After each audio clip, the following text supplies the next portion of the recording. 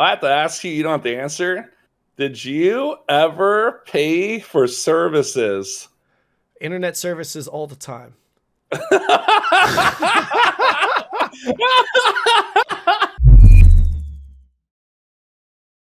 All right. So here's how this works, DatModz. This is about as casual, laid back as it gets. I just want to talk to you, just like, bro to bro, getting to know you. This is the first time I've actually had a chance to talk to you. I was telling my chat earlier, I actually know nothing about you other than the fact that I know that you're a big Twitch streamer, and lot of respect for that. And you're playing Lost Ark, obviously. It seems like you're enjoying it, and I love it. Yeah, I want to definitely talk about some Lost Ark things, but I just want to talk about some gaming in general, and also just about you, and kind of your story, and things that you're willing to share to the public.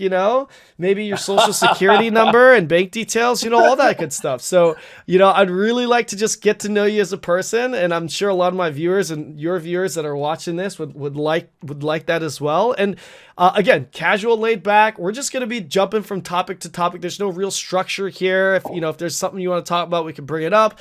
And this is an adult chat, so cursing, all that stuff is totally allowed, kind of part of the theme here. So feel free to feel free.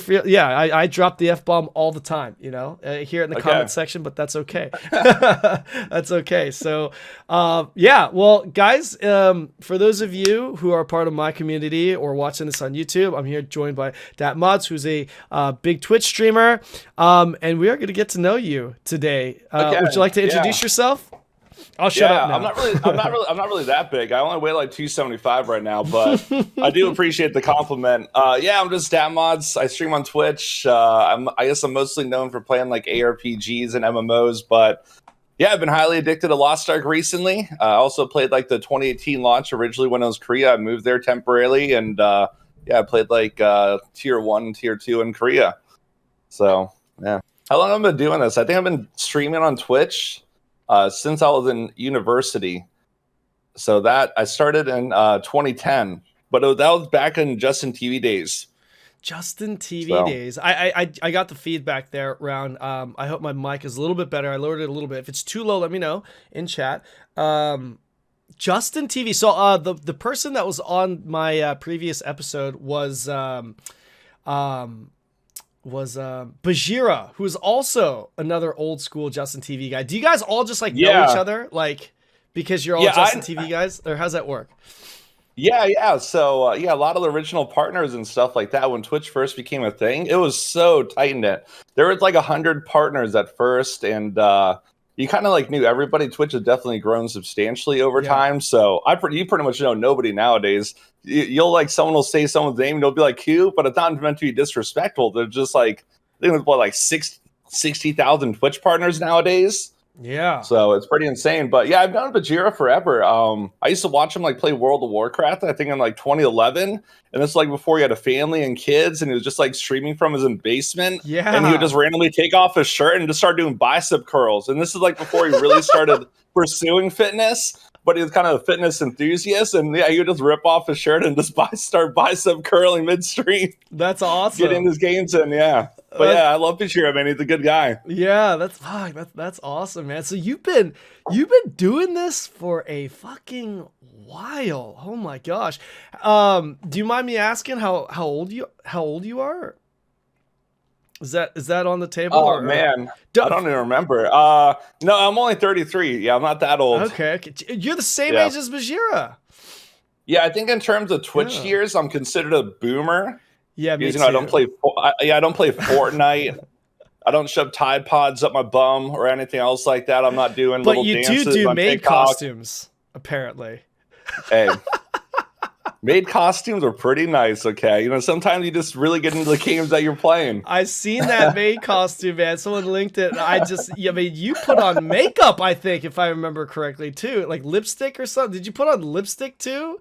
I think you got the whole shebang.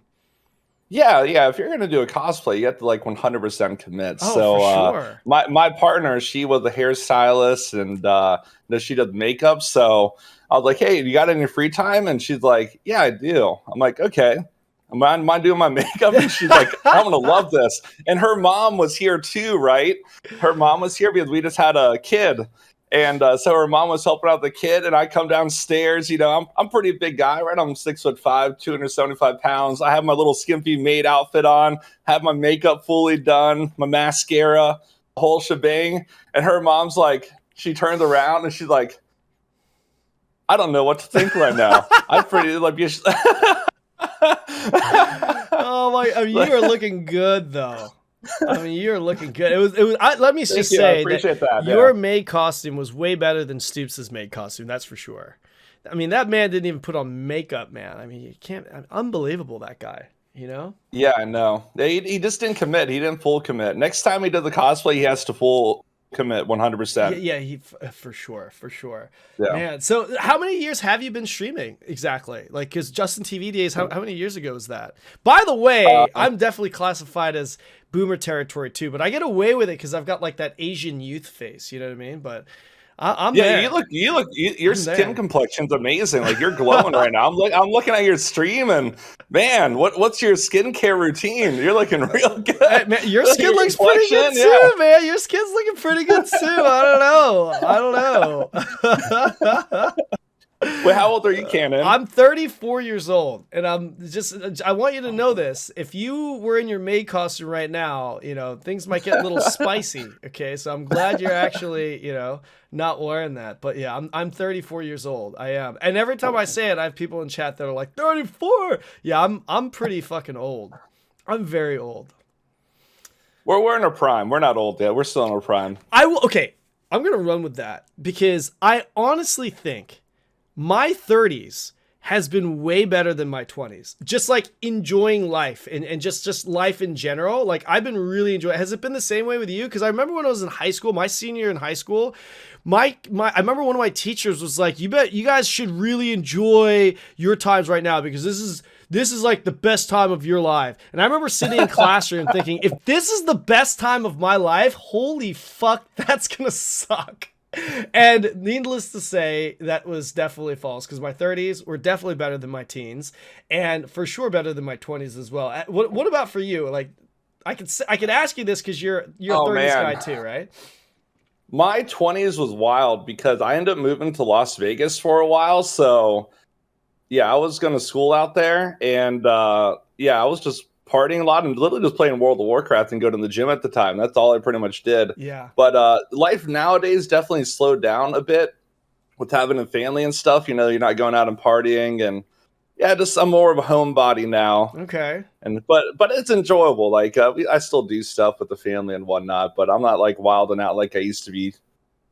Yeah, I feel like 100% the same. Like, I used to love going out every opportunity that I had to go out, and now I'm just like, yeah, no, I'm just gonna stay home, play video games or something. Although I don't have a family though. Do you have kids or no? Yeah, I do have a kid. Okay, yeah, I just had my first kid. He's a boy. His name's Jace. He's 2.5 months old now. Oh wow! Yeah. Wow! Yeah, congratulations. Yeah, he basically escaped jail like a couple days before Lost Ark came out. And I was like praying in the hospital. I'm like, he better come out quickly. I can't miss this Lost Ark launch. And then he stalled, man. He was just fucking hanging out in jail cell. He did not want to come out. I'm like looking at my watch. No. I'm like, Lost Ark's about to come out. Like, come out. You better get out of there, buddy. I got stuff to do. Oh my god, you better come out here now. I'm leaving. I'm leaving. Yeah, so luckily, he came, and a couple days before Lost Ark, and then I was able to play on launch. So I was stoked about that. But it was definitely interesting balancing a newborn and trying to no life Lost Ark. I think for the first month, I slept 3 hours a night. Oh my god, I can't. I was so tired. Yeah, how'd you do it? Just a lot of energy drink and a lot of coffee. Yeah. What's the energy drink of choice? What is it? Let's hear it. Can I shout out my sponsor? Yes, please do. I'll link it, and please link it to me. Please shoot me a link so I can put it in the description below. Please. Yeah, I'm sponsored by this wonderful energy drink company called Fission Energy. Energy. I don't know if you ever heard of them before. Can you shoot me a link? Called Circle. Yeah, I can. Shoot me a link right now. I want to pull it up. Yeah. Right now. Please. Okay. But basically, they have like a reusable water bottle type thing, and then it has like a cartridge that's insertable and has different flavors, right? And they got a Florida Man flavor. I'm from Florida, so it's perfect for me. They made a Florida Man flavor. It tastes like orange, and you just control like how much energy juice that you get. Huh. Yeah. Clean bottle, clean energy. The future of energy drinks has arrived. Wow, this looks... Huh. Yeah, so it's like basically a reusable water bottle that you can carry around. They got like a plastic one or a metal one, and there's just a cartridge, and it lasts like 4 uses. Oh, geez. So wait, like can you like control how much caffeine and stuff you get? Yeah, like, and then if you don't want any caffeine at all, you just like swap the cartridge all the way off, and it's just pure water. Wow, is it bubbly? You can carbonate it, right? So if you have like a little carbonator, you can make it carbonated. Gotcha. Yeah, you can throw some whiskey in there too, or vodka if you're feeling spicy on Friday. You say that, and I've got a beer in my hand right now. Oh, you're drinking already? I am. Well, I guess it's kind of late where you're at. It's 2:30 in the morning for me, so it's like I was telling my chat earlier. I was like, should I have a coffee or a beer? Because I'm really feeling a beer right now. So, all right. So recommended flavor. Nocturnal sounds really cool, by the way. But what's the recommended flavor? What do you like here? The Florida Man one. They made it specifically for me. Are you serious? Yeah. This is made specifically for you. Yeah, I live in Florida, and I live in the swamp, so they made me this flavor. Florida? I live in. I have a residence there. I lived in Florida for like 10 years. Yeah, I live in Orlando. No way! I live in Orlando. Oh, really? Yeah, I have an apartment by like near downtown, but for a long. So you got like a dual residency then? Yeah, well, I mean, I'm American, so my official residence is in the States. But I have a dual residency within the States too. I have a residence in Virginia, and then I also have one in Florida. But like my mailing address and everything is. I lived in Florida for like 10 years. Oh, that's dope. We're basically neighbors then. We are. I'm gonna visit you. Yeah. Fucking hell. Yeah, you're more than welcome. Dude, we can go out and party. Yes. Yeah. Where do you like to go? Oh, we are talking Florida now. Hold on. Let me just finish this segment here because I want to make sure we get this in. I'm definitely going to order this. I'm definitely going to try this because I'm a big fan of energy drinks. I don't know if I'm allowed to say that because I have a partnership with Gamer Subs, which is a great energy drink company, by the way. But I'm just going to keep it real. I like trying other products, so we'll give it a go. You know, I'm just saying. I'm just going to keep it real. This looks pretty good. Is this like a citrusy flavor though? Like I'm assuming it's orangey? It tastes orangey. Yeah, it's not like overwhelmingly like citrus. It's not like drinking orange juice. Okay. But yeah. Cool. I'm gonna try this. Oh, okay. Got some bottle prices here. Fantastic. Yeah, guys, if you would like to check that out, check the links in the description below. I'm assuming is there a discount code for using your link or something, or? Yeah, just discount code DatModz. I appreciate the free promo, man. They're gonna be happy about this. Hey, man, whatever I can do, man. Yeah, if you want to plug anything you want, plug it in. You know, you do you. It's totally fine. It's the least, It's the least that I can do for you. Spending time to come out and chat with me on my channel. It's the least I can do. No, I love chatting with other streamers. Honestly, that's the one thing I really like about Lost Ark is Lost Ark itself, right, is really fun. The community's been amazing, but all the streamers get along very well. Yeah. Like, I like it, right? I don't know about you, but there's been some games where I play where the streamers just hate each other, just straight up. But yeah, Lost Ark's really nice because everyone's like chill and cool with each other. And I don't know about you, but I'm not like a social butterfly, but I kind of I guess I talk to everybody a little bit. Yeah. Mm-hmm. Yeah, just like the vibes of it. It's that Makoko vibe, bro. It's just the way it is. It's the way it is. Yeah.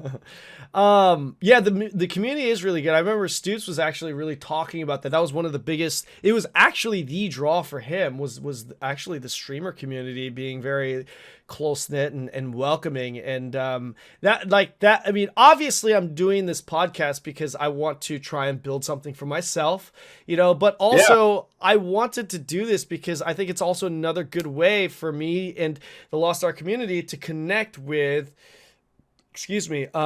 some of the newer Lost Ark creators. And I'm not specifically talking about you, but just like anyone, right? Like anyone, like for example, like I want to talk to Ellie in here. Ellie was in here earlier. She's a BDO streamer that's been, kind of playing Lost Ark. And, I want to talk to just anyone really, you know, just I think it's really cool I think it's a great opportunity to bring other content creators that are playing Lost Ark now and just get them to be, you know, like guilt trip them into continuing to play Lost Ark at the end of the day is really what it comes down to. Like, hey, you can't be going back to BDO now. I mean, I know we're like best friends. Come on. You're a Lost Ark guy. Come on. You know, like that's kind of the strategy here. Definitely. So, yeah, there's a lot of other game refugees from Lost Ark now. It's crazy, like streamers' backgrounds that swap to Lost Ark. There's a lot of like Path of Exile players that started playing. There's Diablo players that started playing. BDO people, Genshin Impact people.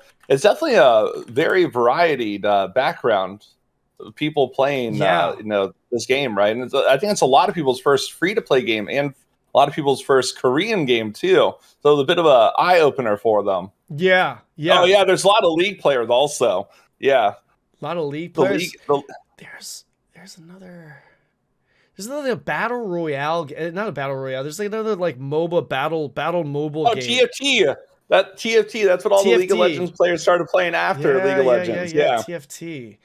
Yeah. It's an interest. It's a good game. I definitely want to talk about Lost Ark, but I want to talk about Florida first. How long have you been living in Florida? I was born in Florida originally, so I lived in Florida for like 20 years, and then I moved away for a bit, and then I moved back to Florida. So I think I've been living in Florida again for 8 years. Okay, all right. Yeah. Wow, Florida. So I've been here. Yeah, I've been here a long time. Yeah. So you were born in Orlando? I was born in Virginia, actually. I was born in Virginia, and I moved to Florida when I was like 15. And then I moved to Asia when I was like, I want to say like somewhere between 21, 22, 23. But like, even like I would come back every year to Florida for like a quarter of the year. So I was still like kind of living there. And now I still actually do go back. Now that I think about it, I do still go back every year, but only like not for that long. I haven't actually left Asia for a couple of years due to COVID though. But I'm definitely looking to leave now because they just removed the quarantine in Korea. So finally I can travel out of Korea and come back and not have to quarantine for 2 weeks. So you like go stay in like a quarantine hotel like right outside of an airport? No, in Korea?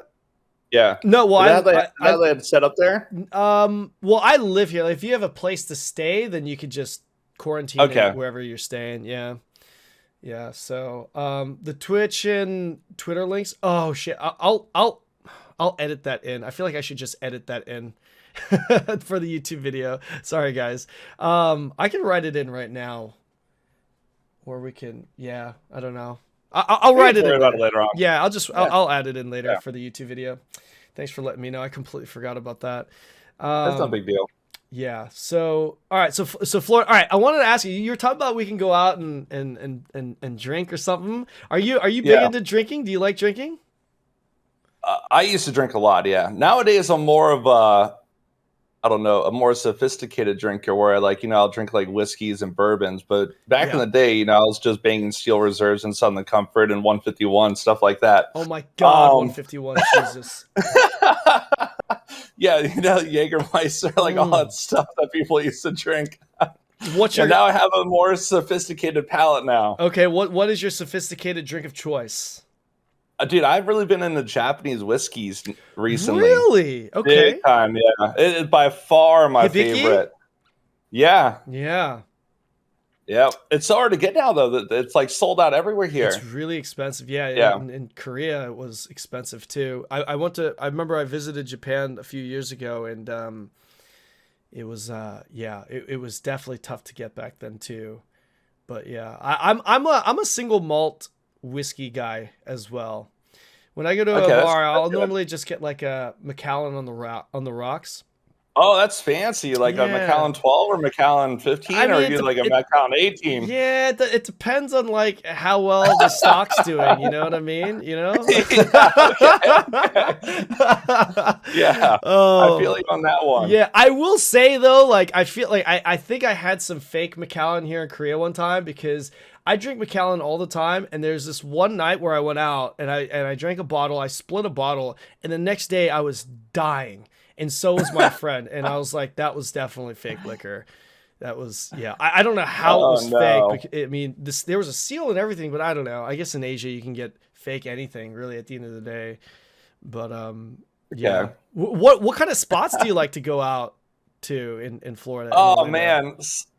Well, I used to go when I was younger. I would go to like downtown, and like we would go to different college bars like Night Library and stuff. Oh my gosh, library and dude. Oh my gosh. Okay. It was so literally when I went. Then, Okay. We're like the same age. We might have seen each other at the bar when we were younger.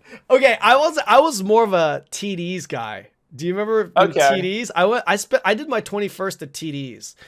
And as you know, like library and TDs, they had like TDs kind of shut down. I think library lasted longer, but they had these ridiculous drink specials, chat. Like DatModz can attest it. Like literally. Yeah, it was. Yeah, please. It was like early arrival special, no cover charge, free drinks until bottom shelf liquor and beer, and people would just go there and pregame so hard, and then die. And then you had to.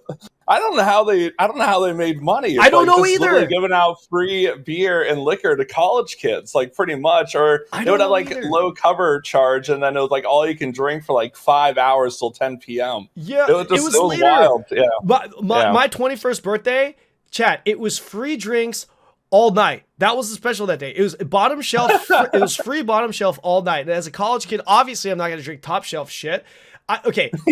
This is my 21st birthday. Let me tell you and share with you in my chat for the first time what my 21st birthday was. It was at TD's. Okay. This is how it went. All right. It's short. It's very short. So I go in there. We go to TD's. It's free drinks all night. I have my best friend brings in a pitcher of, I want to say whiskey Coke. It's a pitcher of whiskey Coke, and I drink the fucking pitcher. So now I'm drunk, or I drank it relatively quick, so it's starting to kick in.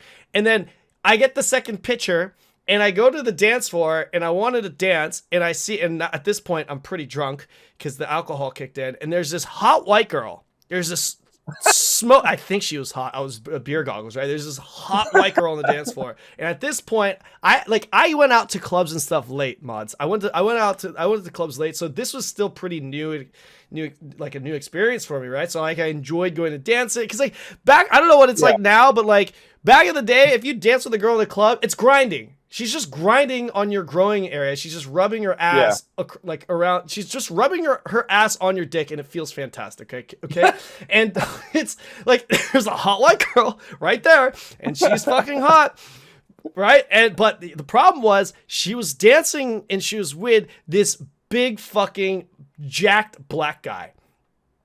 And I was like, I'm drunk. I'm a small Asian dude. Not happening. And my friend, I was like, oh, she's hot. And my friend's like, bro, it's your 21st birthday. You get whatever you want. So my best friend goes up to her and the black guy and goes, hey, it's his 21st birthday and he really wants to dance with your girl. Is that cool? And the black guy came up to me. He's like, bro, happy birthday, man. Go for it, man. Just go.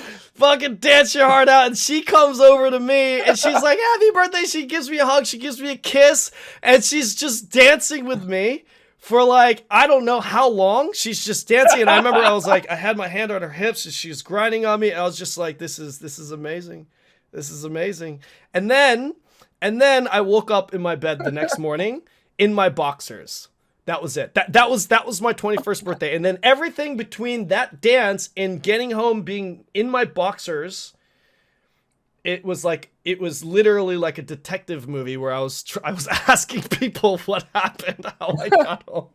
Oh no! It Was the girl and the dude in your room bad. also with you? No, she definitely wasn't. Okay. That was her boyfriend. Oh, And her boyfriend was just being super fucking cool, letting me dance with her. Oh, I didn't know. Maybe they're like swingers or something. You woke up and both of them were yeah, I guess nothing. I guess my friend told me they just danced and left, I guess. But apparently I continued to dance with other people. But that was my 21st. That sounds like a fun time, though. I know. Yeah, you probably had... Yeah. There's probably some Jaquan playing too in the background when you're dancing. Oh, bro, there was everyone. The music back then. Oh, man. That was the music, man. Back in my day. Yeah, actually, I was trying to look up a song from that, that time period the other day on, Spotify. And I was like trying to look up this rap song. I couldn't remember the name. I'm just typing it in. So I was like rap music, right? And I couldn't find it. I'm like, what the hell's going on? And I had to end up typing like classic or old school rap because I guess 50 Cent, even though it's not that long ago, it's actually considered a classic song now. It's not considered a modern song. Are you serious? That was like a big slap in my face. I was like trying to find a song from early 2000s. Yeah, it's considered old school music now.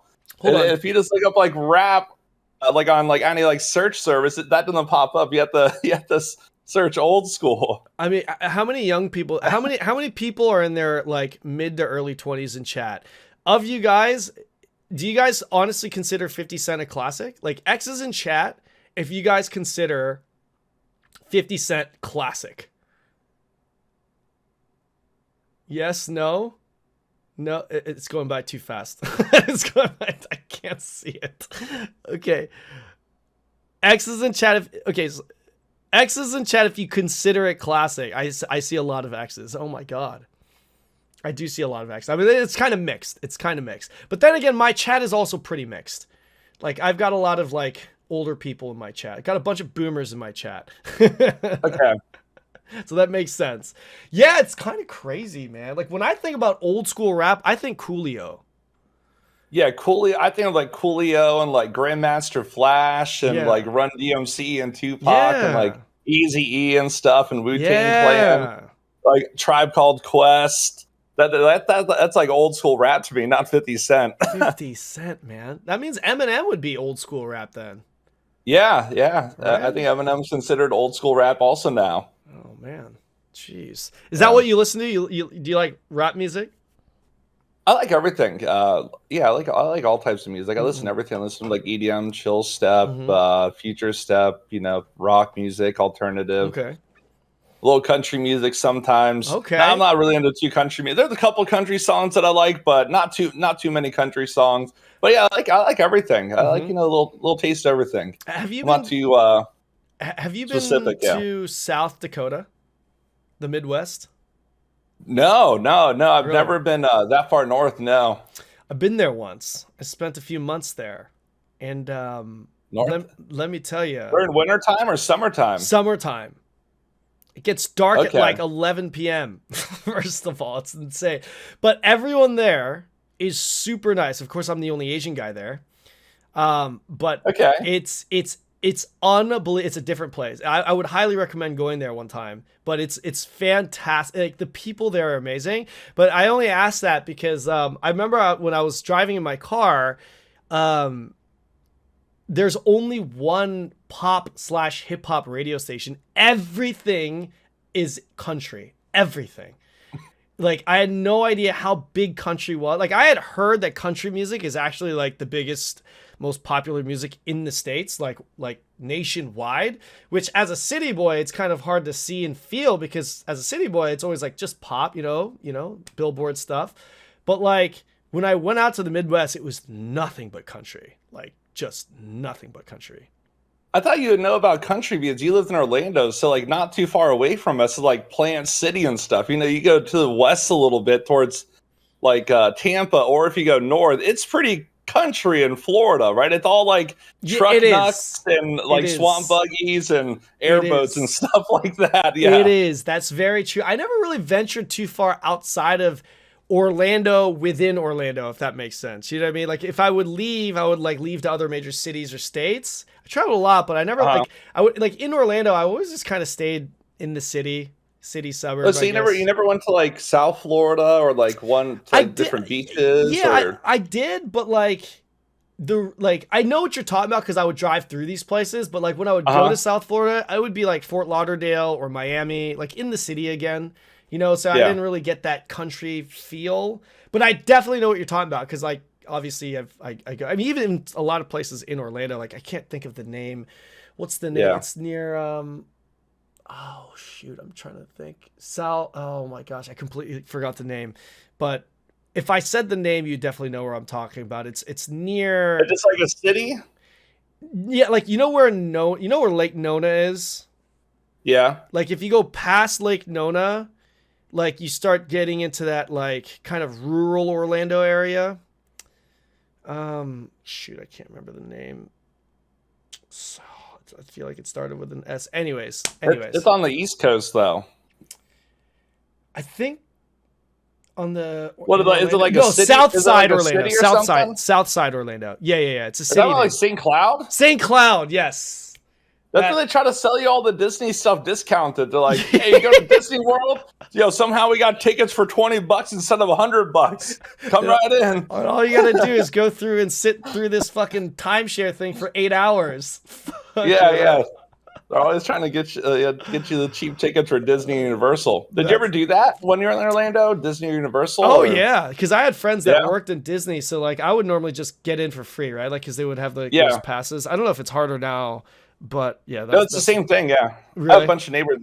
They all work at Disney, and you get like free passes, right? I guess they have blockout dates and stuff, but a lot of them just go there after work like every day and they just go drink.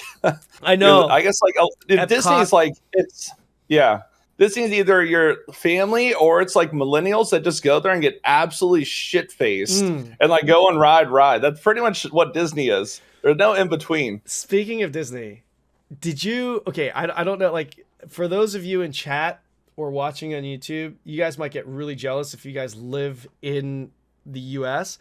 But let me ask you this, DatModz. Where was your grad night for your high school? Did you have a big grad night at one of the parks? No. Really? We did not have a grad night, no. Wow. So yeah, we had when I graduated, we had a grad night. And what we did was we went to Disney. And at Disney, during this night, they shut down all the parks from 10 p.m. to like 3 or 4 a.m. And the only people... It's just your high school? It's not our high school. It's like all Florida high schools. Just a bunch of Florida high schools that all go there. And they had like famous artists come out and perform. And it's just literally... Like, think about this, chat. 10 to 4 p.m. as a senior in high school. And the park is just filled with seniors in high school across your state. Like they're just all there, right? And we were fortunate because our grad night was at the Magic Kingdom park, so it was surreal. It was amazing. Like, and a lot of my friends are really jealous because like, I mean, what kind of grad night is that? Like that's like insane. Yeah, that's pretty cool grad night. Yeah. I thought maybe your school went to that as well. No, we didn't have a grad night. I think something happened. You have like the treasury thing. I think it was a misallocation of funds. I don't remember. Really? It was a little while ago. Oh, yeah, we had like some stuff where we ended up not having a grad night. Yeah. What the fuck? Are you serious? Yeah, there's like not a grad night. Yeah. Oh my gosh, that sounds horrible. Yeah. What? Yeah, I think we all just ended up like renting a hotel room for a grad night, and then some guy invited his buddy, and he just got out of jail, and he was like 25 years old, right? And so we just had like a bunch of everyone from like our graduating class was invited to this party, and like we managed to get like a keg, so we're like just going to college. We had a little kegger, and there was this guy that was like 25 years old, just got out of jail. He was all tatted up, and he was just like kind of like bullying people, and then he started throwing like lawn furniture off like this 15th floor onto this parking garage. And the next morning when we woke up, we got everyone in our school basically got kicked out of the hotel. I was like wilding out. Yeah. That is like the complete opposite experience of my experience. Yeah, our grad night was fun, but there was just like this random like 25-year-old guy that showed up to our grad night that was like bullying people and stuff, and everyone was afraid to say something to him. Yeah. Oh my god, what the Yeah. Oh my gosh. Oh my gosh. That's a funny story, man. All right, so back to the content creating. So you've been content creating for a while. How did you actually get into content creating? Like what led you into it? Like were you just passionate for video games as a kid, or like how did this start? Yeah, it wasn't intentional. So I was really, really into World of Warcraft at the time. I played a lot of World of Warcraft, like religiously, like Aspen Gold levels, a lot. And I raided a bunch. I was in like a world first guild at the time. We would try to do world first stuff. And people in my guild, we would just like socialize. In order to socialize, people were to stream on like Justin TV and stuff. So we would like watch each other's streams. And yeah, that's how I kind of got into it. Just to socialize with like friends. We would like watch each other's perspectives and stuff, and like we would just kind of like talk and shit post. And like on Friday night, like if we weren't doing anything, we'd just like hang around and drink online and play video games. And we kind of just we did just use the video chat to talk around and stuff. What guild was I in? I was in Exodus. Yeah. Exodus. Oh wow. So like the first like server first. Huh? Like you were like cutting edge in like a cutting edge guild back then? Yeah, we would get like US first and stuff like that, and server first, and so you're a hardcore WoW player, and that just led you into like, hey, might as well just broadcast this shit while I'm playing anyway. And then you went from there. Like how did you build up your viewership, and at what point were you like, hey, I can actually make money off of doing this? Okay, so so basically how it started. So I just streamed sporadically. I didn't think anything of it. I was used to socialize. I know like when Skyrim came out, I had like winter break at the time from university. So I kind of like just no life Skyrim on stream, and I didn't really think anything of it. So I was just like playing Skyrim, and I found there's like this bug to like level up super quickly. And then I ended up having like 300 people watching me. And then I just streamed for that week, and then I didn't stream again for a little while. I was just doing it for fun. And then I would stream my weekend WoW raids. Like whenever my WoW raids happen, I'll just log on and stream. I didn't like stream consistently, but then once Diablo 3 came out, I ended up finishing an internship for university, and I kind of like just started streaming consistently then. I didn't have anything to do, and I just started streaming consistently. And like the first day I streamed, there was like 3 people in the stream, and it was like just people I knew from like World of Warcraft. Sure. And then the next day I got like 6 people, and the next day like 12 people, and the next day 24 people. And then it just kept like doubling every day. And I remember the first time I had 100 viewers, I was literally dying on stream, dude. I was like having heart palpitations. I was like sweating. I was like so nervous. I'm like, what do I do? There's freaking 100 people watching me. I'm flipping out, man. And I was so excited, right? I'm like, it was so insane that people were like, how did you have that fast? Happy to watch my content. How was your Twitch growth wasn't that fast? Was it wasn't oversaturated back in the day. Like there was not many people streaming. Diablo in 2012, it was like Crip and Kunjin and Athene and Moldrin and King Kongor. So there wasn't too many people streaming Diablo at the time. And I actually did like something different than a lot of other people did. There was like an auction house in that game. A lot of people were like showcasing their skill or like pushing stuff. And I just started doing like viewer builds and like viewer help, like helping people understand the game and navigating the auction house. So instead of like just showcasing like how big my damage was and how strong my character was, I was kind of like helping them out gearing in the game. Yeah. Gotcha. Sorry, chat. I'm just reading the chat here. First and foremost, thank you guys all for the follows. I know that's not obviously showing up on this screen here, but it is in the chat. Just give me 1 second, chat, just because I'm going to actually turn off the ads, because I know you guys are getting ads right now. I like to turn them off for the podcast, but I forgot to turn them off for this. So let me just turn that off really, really quick so that you guys don't get hit by that. If I can, I don't want to like hold the broadcast up, but like, do you have issues with the Twitch like control panel and stuff, the dashboard stuff? Because I swear to God, I always have to like Google search what I'm looking for, trying to navigate the Twitch dashboard, man. I swear to God. changing stuff. Twitch is they're always swapping everything up. I mean, every single time I look at the dashboard, something has changed. And it's not always intuitive. So you have to go look at the news article that they sent you, and then you click the link, and they have like a little tutorial on all the changes, and everything else going on. Yeah. Yeah. All right, perfect. We're set. I just turned off the ads, so you guys should be good there. I don't want you guys getting the ads for this segment right here. You know, I know you guys want to hear.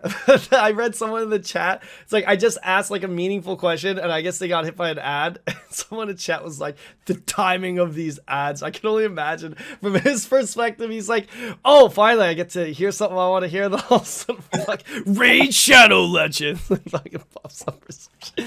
Oh my gosh. Yeah. So like Bajiro was kind of talking about the same thing. He was talking about like how it was a different game streaming back in the Justin TV days. You know what I mean? Versus now, it's so saturated. And I think the fact that it's saturated is, number one, it's a good thing if you already have like your community and stuff. Because obviously, being a big fish in a big pond is always better than being a big fish in a small pond at the end of the day, right? So so I want to actually ask you for those people that are trying to get into content creating, right? Like that are trying to, that would love to do it full time and to do what you do. Like, what's the advice that you would give someone that wants to get into the game right now? Because it is difficult. Oh, man. It's so Number difficult. one advice, I would probably say consistency. Consistency is the biggest thing with streaming. Really? Even if you don't stream a lot, like set a schedule, set a rough time period, and then make sure you like show up at those times. Being consistent is like number one thing. Definitely consistency. And then also, like, I guess, like, a lot nowadays is social media presence and also networking. There's a lot of streamers that have come up without a lot of help, but most people that have blown up in the last couple of years, they network correctly, right? You see a lot of people just doing organization stuff, or they get invited to a group of people. They kind of get boosted in that way. But yeah, I would say consistency is probably the biggest thing. And then I guess utilizing all social media, YouTube and whatnot, and TikTok and Twitter and Instagram, and just doing all those things. I'm not really too good at social media. I don't even like really doing most social media. I like Twitter. I like looking at like dog pictures on Instagram and stuff. And YouTube's cool too. But I mostly just like, I like the live interaction portion of Twitch. It feels a lot more like wholesome and like natural. It doesn't feel like fake. Like you can actually like be who you are. You don't have to like over exaggerate and overreact to stuff too much. You kind of just like, it's like just chilling in like a friendly neighborhood bar and just talking around and just sharing what you enjoy. Right. So how did you see so you obviously had some rapid growth in the beginning, Justin TV days, obviously because it wasn't as saturated, right? And as it, I mean, Justin TV was a long time ago though, right? Here we are today, 2022. And your stream is still like a top stream, right? Like a top stream, percentage-wise, yeah, like it's great, right? And like, why do you think that is? Because like, okay, and I'll be just to be fair, I don't get the opportunity to watch your streams all the time. When I do watch them, I think they're very pleasant. But I don't know enough about it. But like, you're obviously doing something right? Because like, I mean, let's be real here. Just because you're streaming in the Justin TV days, that doesn't give you the golden ticket to be where you are now. Like, what's really set you apart, man? What is it? I don't know if I consider myself a top streamer, but I mean, your average viewership is in the thousands, though, right? I mean, I have no idea why people choose to watch me. I just feel like blessed for it to happen. I think I just got extremely lucky. I don't know. Why do I appeal to other people? I couldn't even tell you. I never expected to do something like this for a living. I thought I would just be working a normal job forever, but yeah, I honestly have no idea why people watch me. Yeah. To be honest, part of me asked that question so that I could get some answers in chat.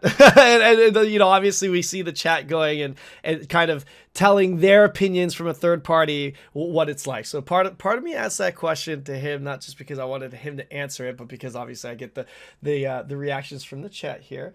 It's hard. It's always hard to like grade yourself or rate yourself.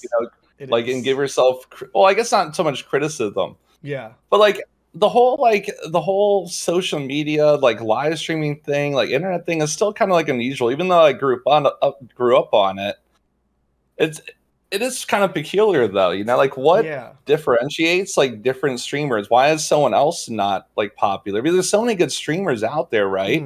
Like there's tons of good streamers, right? And they're just like working their way up through the woodworks. I agree. And that's like how did you like from when you were like a smaller streamer just beginning to where you are now? I think the better question would be, what was your approach? Was it always just, hey, just for fun, let's see how it goes, just put it on, and it just happened to grow? Or was there some deliberate like work that you did in the background where you're like, hey, this is what I'm going to do to get my stream to grow. This is what I think I need to do to get my stream to grow. Was there some planning in that? No, I didn't have like a detailed plan or list like to do like analytics stuff. Like, okay, I have to do like these things on YouTube and do these tags. It wasn't like super systematic. It was just more laid back. Okay. Yeah, just like I mostly when I was building my stream, a lot of people, like I said before, were doing like showcases of skill. And I had like a pretty decent rank in Diablo, like especially before like ladder came out. But yeah, I was just like teaching people about the game. I guess I was casual. I used to do fucked up Fridays, like every Friday. We'd do a drinking stream. I'd share like some pretty crazy stories from like when I lived in Las Vegas and stuff like that. So I just try to like add in a little comedy and laid back and kind of like chill vibes. So it's just, I feel like you're just a likable guy. I mean, if there's anything that I've been getting out of chat, it's just you're a fucking likable guy. Yeah, but I don't know. They just keep on calling me a bear chat sometimes. I don't even know what that means. A bear? What? Yeah, they're always calling me a bear. A bear? Like, yeah. Why? What is that? Does that mean something or just like, okay? I don't know what it means. They just always call me a bear. Okay, yeah. You got to talk. You got to talk to me about this Juicy Gen thing. People have been asking me to talk to you about Juicy Gen. What the fuck is Juicy Gen? Can you can you please? Oh no, I don't know if that's appropriate for this podcast. It was a previous girlfriend that I had when I lived in Las Vegas, and she was a character to say the least.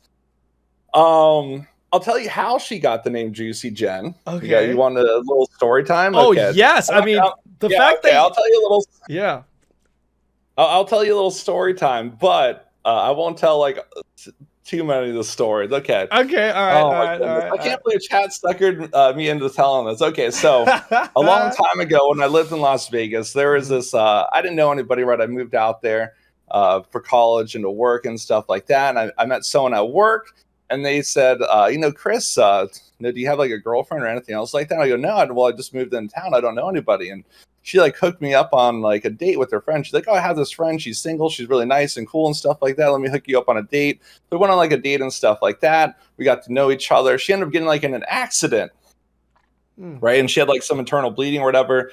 And they ended up getting her pain pills. And she kind of like got like addicted to them. And that's kind of like the sad part of the story. Oh. But anyways, one day after work, whatever, I was getting off of work and we were like planning to hang out, right? So I called her up. I go, hey, Jen, what's going on? She's like, what's up, bitch? I'm like, what are you doing? She's like, I'm getting a tattoo right now. I'm like, wait, what do you mean you're getting a tattoo? Who are you with? She's like, oh, I'm with my friends. I'm like, okay. And I don't know what it is. Like whenever people like, I guess like do pills or whatever, they make friends with other people that do pills. So anyways, I'm like, well, I'm going to be at your house in a little while. Are you going to be there? She's like, that's right, bitch. I'm like, okay. So I like cruise over her house and her mom, she's like literally a character, this girl. And I cruise over her house. Her mom answers the door. She's super cool. She's like, hey, Chris, just come on in. I'm like, okay. I'm like, she's like, what are you guys doing tonight? I don't know. I'm like, I don't know. We're just going to like go and like hang out and chill or whatever. I think we're going to dinner. She's like, oh, let me get a beer. So I'm just like, her mom gets me a beer. We're like chilling on the couch and we're like talking and stuff and like watching the TV. She's like, do you know where she's at? I'm like, oh yeah, she's getting a tattoo. She's like, wait, what? She's getting a tattoo right now. I'm like, yeah, she's like with like one of her girlfriends or something, getting a tattoo. She's like, she didn't tell me about getting a tattoo. And we like call her up without like chilling with her mom for like an hour there, just like drinking some beers. And we're like, where you at? She's like, I'm right around the corner. And we're like, okay. She's like, we'll see you soon. So anyway, she like comes to the door and she's like doing like a little like dance thing. She's like, what the bitches? And you know, she's like doing like the Paris Hilton voice. That's when the era of this going on, right? So like just imagine her talking like Paris Hilton like all the time. Yeah, that's what was influential at the time. And me and her mom just look at each other, we're like, what the fuck? And we're like, hey, where's that tattoo at? She's like, I got my tattoo right here, right? And we're like, let's see it. She turns around and she flips up her shirt, and it's a tramp stamp, I guess, right? And it says Juicy Jen on it. And we go, and her mom just like look at each other, and she's like, don't you love it? And we're like, what does this mean? Like, what do you know? Me and her mom, it's like just a crown and had some like leaves on it. And she's like, we're like, what does this tattoo mean? First off, she's like, it means I love Juicy Couture. And we're like, me and her mom were like, well, that's cool. But if you got a lower back tattoo and it says Juicy Jen, I think people are going to get like another picture. And she's like, I don't know why you guys are being so negative right now and you're not being supportive. And we're like, well, it's not that we're being negative. We're just trying to tell you how other people are going to interpret this tattoo. And she kind of got like a little mad about that. So that's how she got the name Juicy Jen. Yeah. Okay, hold on. Time out. Do you tell these stories often on your stream? No, not that much. I would tell these stories like back in the day. Really? When I was doing my drinking streams. Sometimes they give me out these story times still, but yeah. You do drinking streams, do you? I used to do Friday drinking streams all the time, but I don't drink as much anymore. So every once in a while, yeah. That's a great story. I feel like you've got a lot of good stories. I've had my parents made me go outside and work normie jobs. So I was like always a gamer, but I was like forced to go outside to do stuff. Yeah. And and I worked some pretty interesting jobs. So yeah, I have some pretty good stories. I met some characters. The space toilet thing keeps coming up in chat. What is that about? Do we need to is this worth hearing? Is this worth hearing? No, it's not even a story. Okay, so I went to school to become a mechanical engineer, and chat thinks I worked on space toilets. Like in space, right? Because it's like a low gravity environment, you need suction, so you can't just go poop like you normally can. So, like, I guess astronauts in space, they basically have these little devices built to go over the genitalia that basically suck out like the fecal matter and pee, right? You have your own little personal setup. And anyway, that's what chat thinks I did. I think it's actually from a TV show. I think I made space toilets for astronauts. Hold on, what? Did you actually made that? No, I did not make those. Because it really sounds like you know what you're talking about when it comes to this. Like you just literally, like you would have had me fooled. Like you're like, and you got it's got to be 17.4 inches in diameter, and it's got to make sure it has about this amount of pressure, and it's I was like, yes. I had no idea. I had no idea. Actually, that's actually interesting. How do they poop up there? I guess that's how. So I got a little suction device. Did you? That's great. Some stuff gets recycled, and some stuff goes out into space. Yeah, depending on what waste it is. Yeah. So, hold on. Is there poop in space? Yeah, there might be. Yeah. So in the future, if you're driving a little George Jetson car, I might get on your window. Oh my god! Is that like a big problem right now? I think there's like a lot of space debris in our orbit, and I think eventually they need to like remove some of it. Really? That's actually a thing. Hold on, you work for NASA, or was that just a troll comment? No. Yeah, it's a troll. Yeah. Are you sure? Yeah. All right. I never worked for NASA. If I wasn't streaming, maybe I'd try to. But yeah, I never worked for NASA. Man, you've lived a very interesting life. So so you went. So I like the DatModz life road is like going up like this, and then it could have been NASA, and then it just went streamer instead this way. Like, how did it go this way? Like, at what point were you like, okay, I'm making money. Like, I'm definitely doing this. Like, how did it get to that? basically I was working a job outside of streaming, right? And basically if I was like, I always wanted to be a full-time streamer. And then basically if I had a certain amount of money to pay my bills, right, like consistently month to month, then I was going to quit my job and stream full-time. That's what ended up basically happening. So yeah, through like the support of my community and the people tuning in the streams, I was able to make enough money to go full-time. Yeah. How big, do you mind me asking, how big was your community and your average viewership, excuse me, at that point when you went full-time? I think I had around 1,800 concurrent viewers. Wow. So that was, okay. So like that was pretty big. Like that's on Twitch or Justin? That was on Twitch, right? On Twitch. Okay. Well, back in Diablo, my stream was even more popular, but I ended up taking a break from streaming around like 2 years. Okay. Yeah, so it was like a 2-year glimpse in my streaming stuff. I had like some health issues going on, so Gotcha. I didn't stream for a little while, and I just did the real life thing. Yeah. Gotcha. But, do you do other stuff outside of streaming? Like, do you do the whole YouTube grind and all that other stuff? I started posting on YouTube again for Lost Ark. Like, I didn't post on YouTube for like 6 years. I started doing 6 years. Yeah, YouTube again. Yeah, it's like a time machine. If you click my last posted video, my newest video, it's like I entered one of those aging machines. Yeah. Like, why? So why didn't you make more of an effort on YouTube? Because obviously, YouTube is a big generator. Not just like for money with ad revenue, but also sponsor money and marketing, obviously getting discovered and building, helping build Twitch viewership and stuff like that. Like, why didn't you focus on YouTube? I did YouTube pretty consistent with Diablo, and then when I played a lot of Path of Exile, I didn't really do YouTube. I just focused on the live streaming aspect of it. And it was good, but yeah, definitely doing YouTube would have helped a lot more also. Yeah.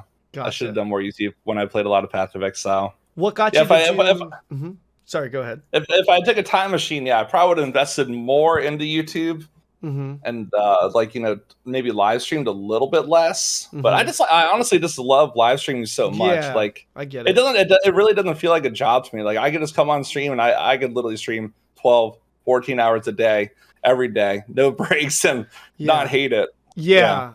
See, I think that's so important, right? Like, I think, like, growing up, you always hear, "Hey, do what you love. Pursue what you love." Like it's not always about the money. And for me, I was always like, yeah, I would love a lot of money. So whatever makes me the most amount of money, I would love. Yeah. But like, now that I got older, I definitely sinks in, like, making good money and not really enjoying what you do on a day-to-day basis. And then, that, like, I started getting into content creating because I really enjoyed doing it. And like, it's hindsight now, it's definitely something that I wouldn't be able to do unless I really enjoyed doing it. So I definitely understand what you mean. Like when you say like, oh, I could definitely do this like 12 hours every day. I just enjoy doing it. And I feel like that's like super important, right? Like you have to really just love doing what you're doing. It definitely makes it easier. A lot of people don't really like streaming. They just like doing it, right? It's more of a business. So a lot of streamers that just straight up say that, right? And there's nothing wrong with that if it's just a business for you. But it definitely makes life easier if it's a business and you also enjoy doing it. Very true. 1,000 times easier. Yeah, it's not as exhausting. I definitely you see a lot of streamers talking about like mental exhaustion and stuff like that on social media. I think that's probably like one of the things that contributes to that. There's the certain expectations that streamers have themselves in their communities, and just like expectations on Twitch, and sometimes they feel that it's hard to reach those expectations. They get like burnt out. Right. Especially if they're not enjoying what they're doing. If they're just grinding to grind. Right. For sure. So you are starting to do more Lost Ark now, though. Lost Ark YouTube content. What got you to do Lost Ark YouTube content? Was it the fact that you wanted to share your Lost Ark experiences, or was it more like, hey, I should really start doing YouTube, so now that I'm playing Lost Ark, I think this would be a good way to do it? I think the biggest thing, Lost Ark is a very knowledge-based game, so probably people ask me the same question literally 10,000 times a day. So I was like, I could repeat myself 10,000 times a day, or I can make a YouTube video and tell people to just watch the YouTube video instead. And people still ask you the same question a bunch, and you still answer a lot of the same questions. Like, repetition is definitely part of streaming, right? I don't know if you feel that way, but like whenever you're streaming, you probably feel like you answer a lot of the same questions the same time. Yeah, for sure. Yeah. That's true. And that works. And it works. Yeah. And then it helps people. It helps people out, right? There's a lot of people that will just not even watch Twitch. So YouTube, like, oh, this video helped me. I didn't know this was a thing. Right. So, Lost Ark. You've been playing Lost Ark. You've been really enjoying yourself with the game. You used to play WoW and a little bit of Diablo, and then after Diablo, or was it the other way? Path of Exile. So yeah, I started with Diablo. No, I started with WoW. Then Diablo, then Path of Exile, But I was more like, I played like every new release ARPG and like loot and shooter. I also played a bunch of Division, and you remember Anthem? That was a train wreck. That game had a lot of potential, but ended up being really, really bad. Yeah. So you're an ARPG guy? Yeah, I play a lot of ARPGs and a lot of MMOs and loot and shooters. Yeah. Was that the appeal with Lost Ark for you? Because it was an MMORPG and in like a top-down isometric thing? Was that what the appeal was that got you to try it? So originally there was a Lost Ark trailer that I think came out when they originally teased the game in like 2015. This trailer blew up in the Diablo community. Like every Diablo content creator at the time was talking about it.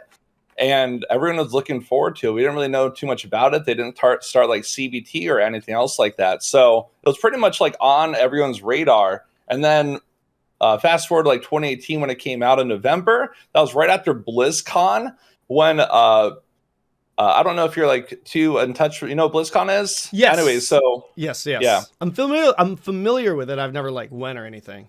Yeah, so there basically was BlizzCon, and everyone thought Diablo 4 was going to be announced, right? And then they came up on stage like, our brand new title, Diablo mobile game. And like the community was like really, really pissed. They were not too happy. And everyone was like, they're like, what's a good game that's coming out? What's a good game? And everyone's like, Lost Ark. You can also play Path of Exile too. And I already was planning to play Lost Ark. And Lost Ark was huge on Twitch in 2018.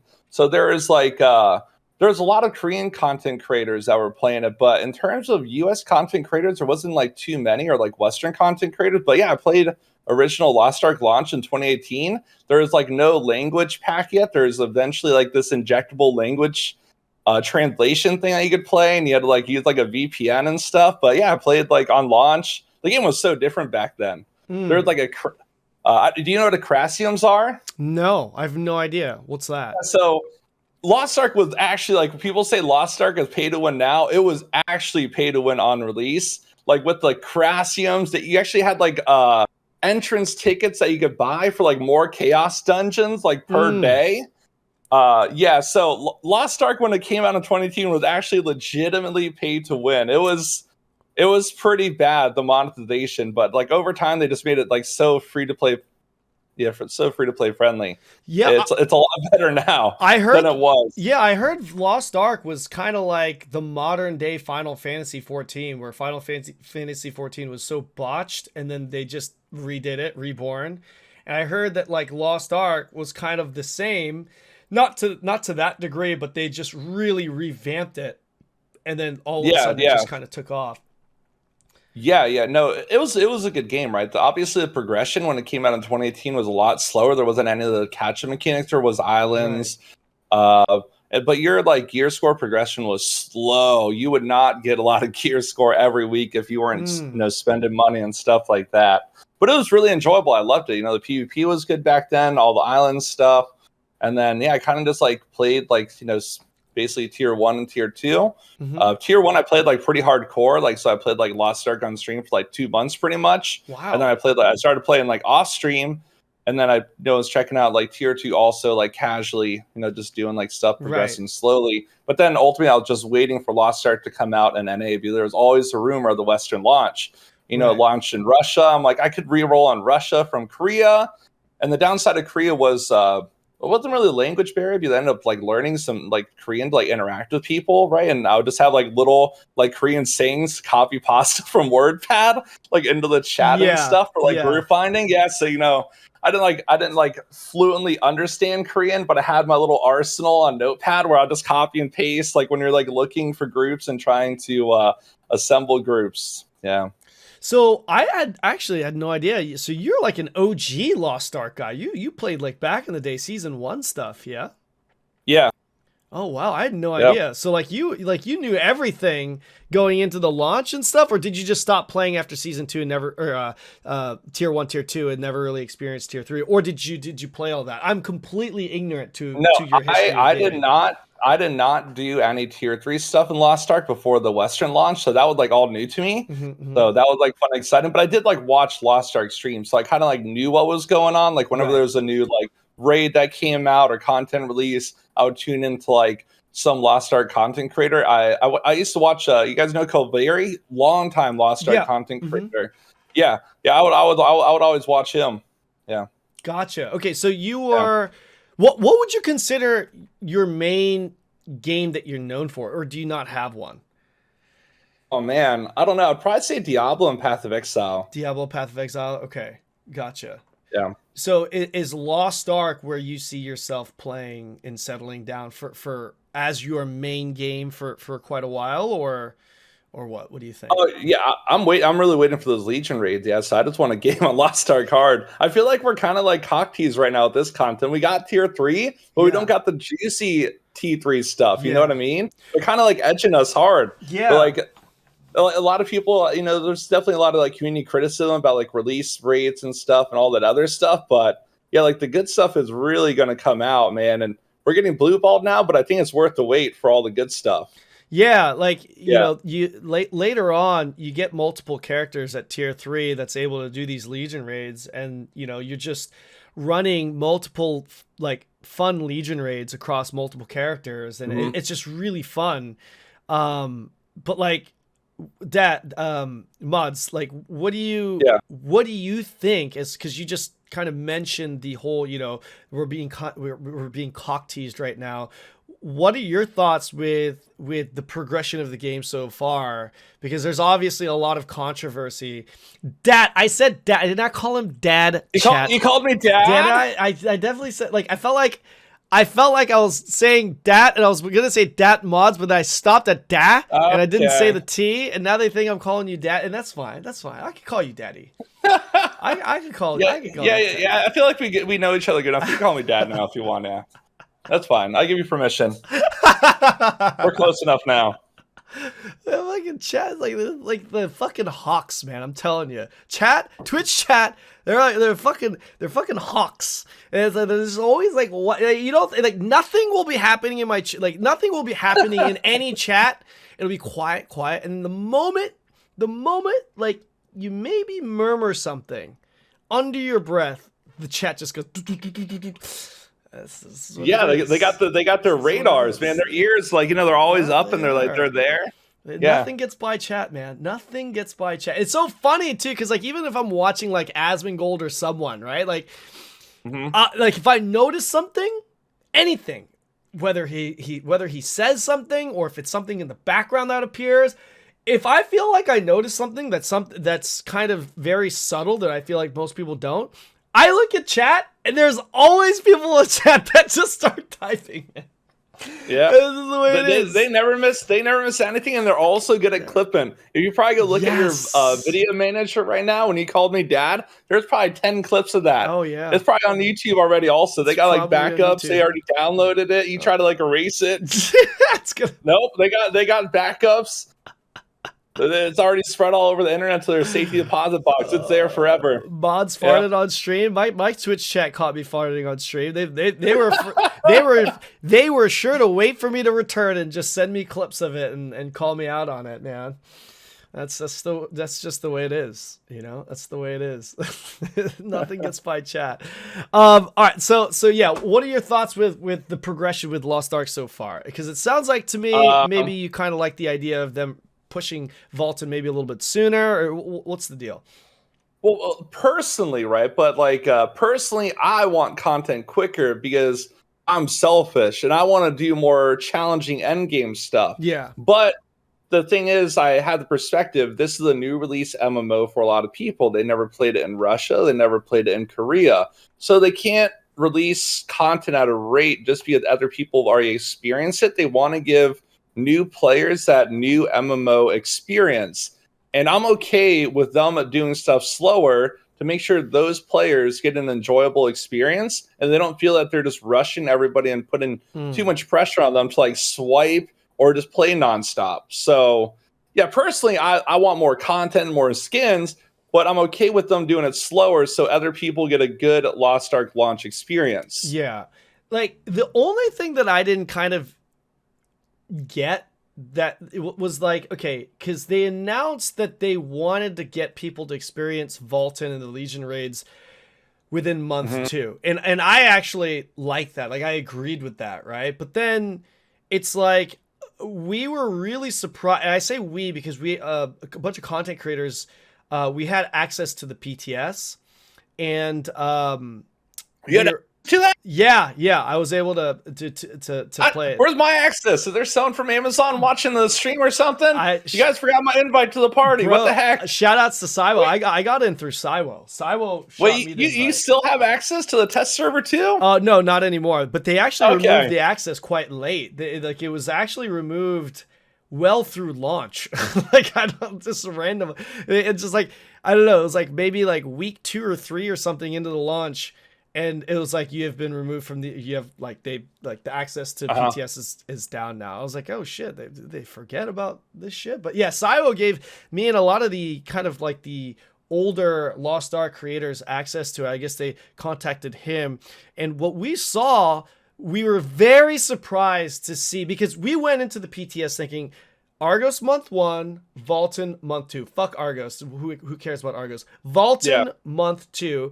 With the Korean Loa saying, we want to try and get people to experience the Legion raids as soon as possible. Makes sense. Look, it makes fucking sense. Okay, that is... Wait, so on the PTS server, did they have Vulcan testable for you guys? They did not. Okay. They did not. Yeah, I can't remember what was available. I don't know what their internal build was or something. I don't know if they had you guys like doing all the raid testing already for it. Yeah, they didn't... I want to say we had Punika. And then I heard your dog, by the way. I don't know if you need to take it's my corgi. Yeah. Oh, I love corgis. Feel free to take care of it if you need to. No, he's just upstairs right now with Grandpa. We have some family over right now for Easter, the Easter weekend. So Grandma and Grandpa are here, and gotcha. He's working also right now, but he's watching Little Sebastian, which is my corgi. Okay. All right. Yeah. Love corgis, man. But yeah, like we were surprised that they didn't change the honing rates.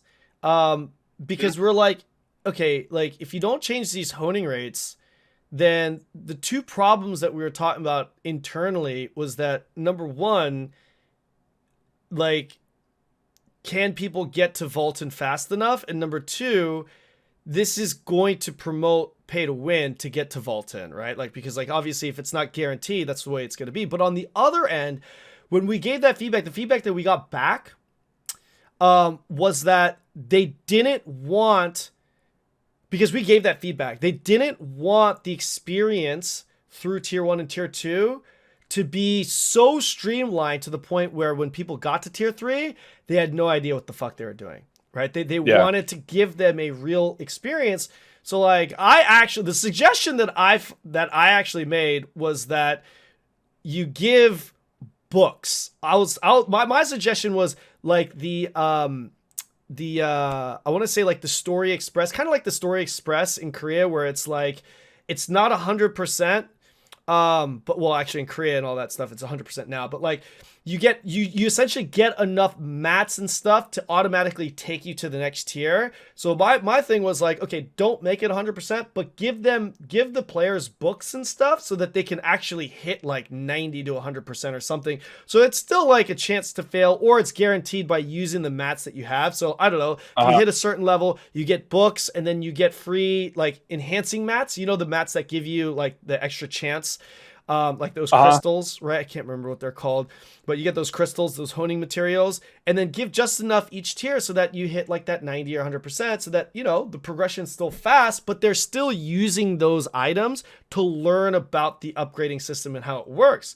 So I was like, okay, you know, that would make sense, but I don't know. We gave that feedback saying, hey, we think that it's not a good idea to keep the honing rates the way you have them in the build, especially if Vault in month 2 is what you're going for. And what happened after that was they released that article saying honing rates, right? The honing rates 100%. A leak where it's 100%, and you would skip every other item level. Yeah. Like when you upgraded, like the hyper accelerated version. So I think that's what we have on Russia right now, Russia right? and Korea, yeah. Russia and Korea. So we thought we're like, oh shit, they're listening to us. Like, fuck. Like, that's fantastic. But then they took it back and they said they weren't. So I don't know what happened with that. Yeah, they kind of debated people. People saw that initial like little news post patch notes and like, whoa, what are these rates and stuff? But maybe they just it's the whole Lost Ark launch is weird. It kind of felt like they're a little underprepared. It made no sense to me that we did not have skins day one in the shop. Like it just feels like a huge missed opportunity on their part. Do you have like insight into that? Why don't we have more skins on launch? Oh, it didn't really make sense to me. Idea. Yeah, I don't know. That I have no idea. Yeah. Why would you release a game that's like very cosmetically influenced and then have no skins on launch when there's millions and millions of people playing at the highest point? I don't know. Maybe they just don't like money. I think that's what it is. I think maybe Jeff Bezos is like, hey man, I got too much money already, so do you think people would need more money? Do you think people would have complained though, saying that for optional micros? No, like, do you think that there would have been people that would have complained saying that, oh, you're releasing these skins at launch, which makes the skins for like the Founders Pack like pointless or something? Do you think there would have been people that would complain it and spin it in that way? I guess I did want to push like the Founders Packs and like the launch packs and stuff. But there's crystals that they gave in those packs, right? And then you could use those crystals to buy like skins and whatnot. Yeah, that's so true. it would incentivize. It would just incentivize purchasing the original Founders Packs, and then you get those skins. Then you use those crystals to get more skins, and so it's kind of like a better bundle deal. So instead of just buying crystals straight up, you could buy the Founders Pack and then use those crystals to buy the other skins. I'm totally in agreement with the skins, by the way, 100%. Like just even as from a business monetary standpoint, it's just like you just said, you got over 1 million people playing. It's like, fuck, shower them with costumes because you know they're gonna buy them. Even the people that are gonna quit a month later, you know a lot of them are still gonna buy it. You know, just for the cosmetic purposes. But yeah. I love cosmetic stuff. I'm a cosmetic swiper. There's cool cosmetics. I'm swiping. I love that stuff. Yeah. It's so, you know, that's actually really funny. There's a video that I watched recently. I don't know if you've watched it. It was like a bunch of Korean Lost Ark players, experienced players that were talking about, I don't know, maybe your chat, I'm sure your chat has like linked it to you because there's like English subtitles at the bottom. I think Albert ATK is in it, and then a couple like the bald Korean guy. Have you seen that video? I have not seen it. Do you have a link to it? I do. Actually, can someone in chat pull that up? I don't know if I have it right now. I have a video of me reacting to it that I've edited that I'm gonna post. But, but the actual video, I don't have it on me right now. Hold on, let me pull it up. I'm sure somebody. No dollar. There you go. Thank you. Okay, so I'm gonna pull this up right now. So I'm gonna shoot you you have the. Wait, let me DM. Yeah, I already clicked it. I saw it in the chat. Gotcha. Oh, it's like a 14-minute long video. This is like a movie, pretty much. Yeah. This is. Oh yeah, I know this guy. Watched him before. Yeah. This guy is, the video's really funny. So they're just, I think this is a great reaction video if you haven't reacted to it on your stream, because I know you like to react to videos, Mods. But I would definitely react to this because it's just got some English subtitles. It's actually really funny. And it's definitely good reaction material. But one of the things that they talk about in this video is like, they talk about the Western players, and they're like, there's a lot of noise about pay to win with Western players, you know, because we're obviously much more sensitive to pay to win aspects than Asian, you know, the Eastern culture. I mean, that's you know, widely known. And one of the things that they're kind of saying is how ironic it is that like we're a culture, like our culture is always complaining and bitching about pay to win, but in the same breath we're like, more skins, we want to buy more skins. I was like, that's actually really true. It's like, we don't want to spend our money, but we want to spend our money on skins. I mean, obviously it's two different things. So like before you guys like throw me under the fire and be like, it's different. Okay, I know it's different. Okay, I'm just saying. Okay, it's different. I know. But I'm just saying it's kind of fun. But they bring up some funny points in that video. You should definitely watch it. I won't ruin it for you, so you can get like a live action. If normally, actually, believe it or not, I am not a React streamer. Really? I barely react to stuff. Yeah. I should react more to stuff. I do like news. I always read the news and stuff and what's going on, but I usually don't watch too many YouTube videos. Oh, I probably should do it. People love React content. I should react hard. Yeah. Yeah, it gets a lot of, yeah, it gets pretty good viewership too. Like even on stream, like when I react to stuff on stream, my viewership goes up, my CCV goes up. So like someone's telling, so I've got a Korean guy in chat. I think he's Korean. Name's obviously Korean. But he wants me to talk about what Koreans call you. Apparently, they call you big head. Have you heard about that? I don't know what it means. They're the They what all is it in call Korean? They all call me weight of the head. Weight I don't know of the what head? it means. Yeah, they call me uncle too. What is it? Can someone type it in Korean? I would like to read it in Korean so I can give a little context. Type it in Korean so I can give some context.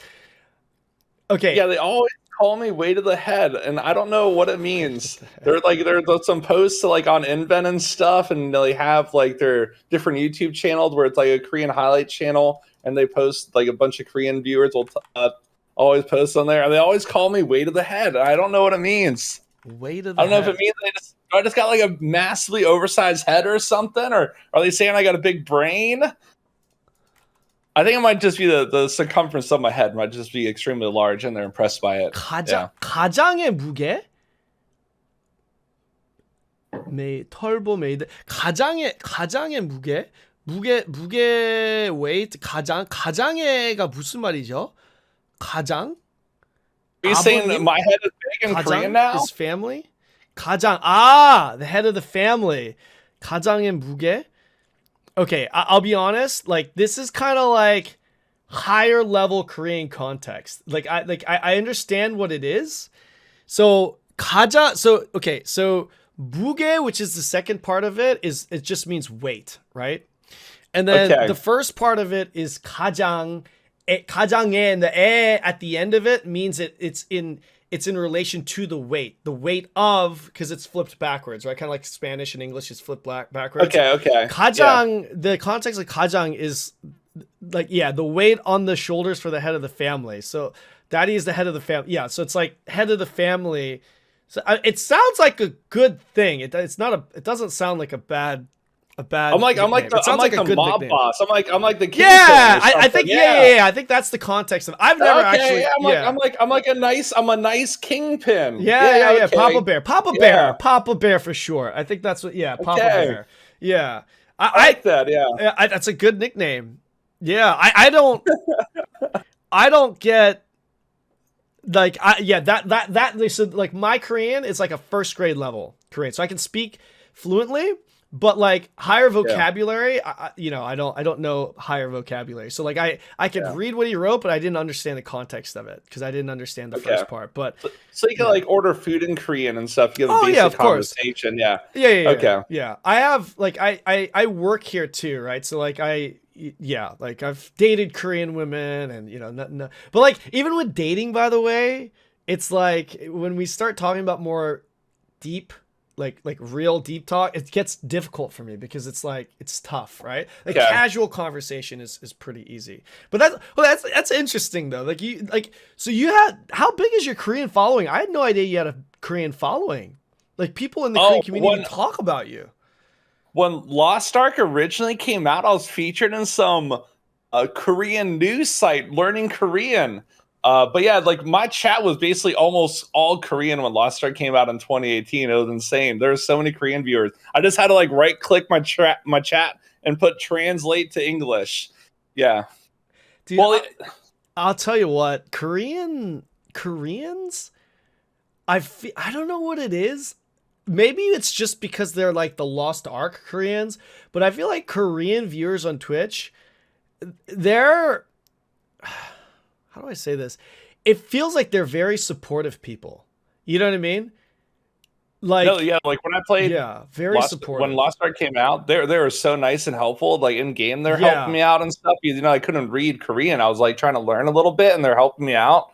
They're like doing translations. Yeah, they're like doing everything for me. They're basically playing the game for me. I had like little live translators. I'm like, yo, boys, what island do we go to? And then like they're just giving me like the lore and the backstory. Exactly. Yeah, they're all like so nice and welcoming. Yeah, bro. So when I played in Korea, this is the contrast, chat. When I played in Korea, I would go into Guardian raid, or I would do a party find for a Guardian raid, and I had like nothing, right? I essentially needed a carry.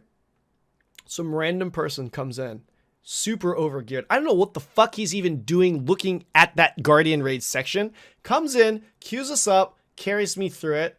And I'm like, wow, thank you. And he's like, no problem. Do you need anything else? I was like, no. I was like, what do I owe you anything? He's like, no, just helping you out. No problem. Like super helpful, right?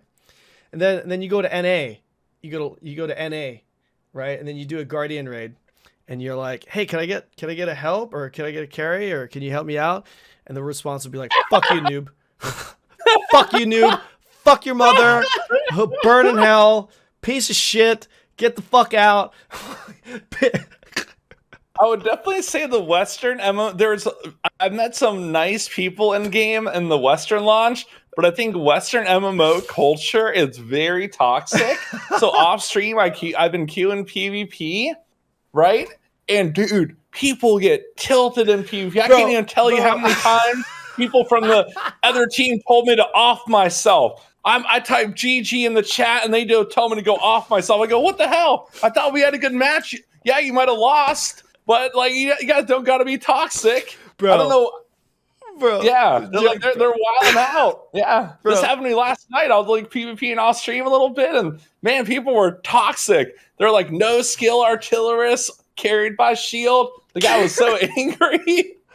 Bro, they're so mad. So like that, bro, even the PvP toxicity is so different. Even the PvP, like in NA, that's exactly what it is. Like, okay, in Korea, there are some toxic PvPers too. Anytime you get a PvP game, right? There's some keyboard warriors, right?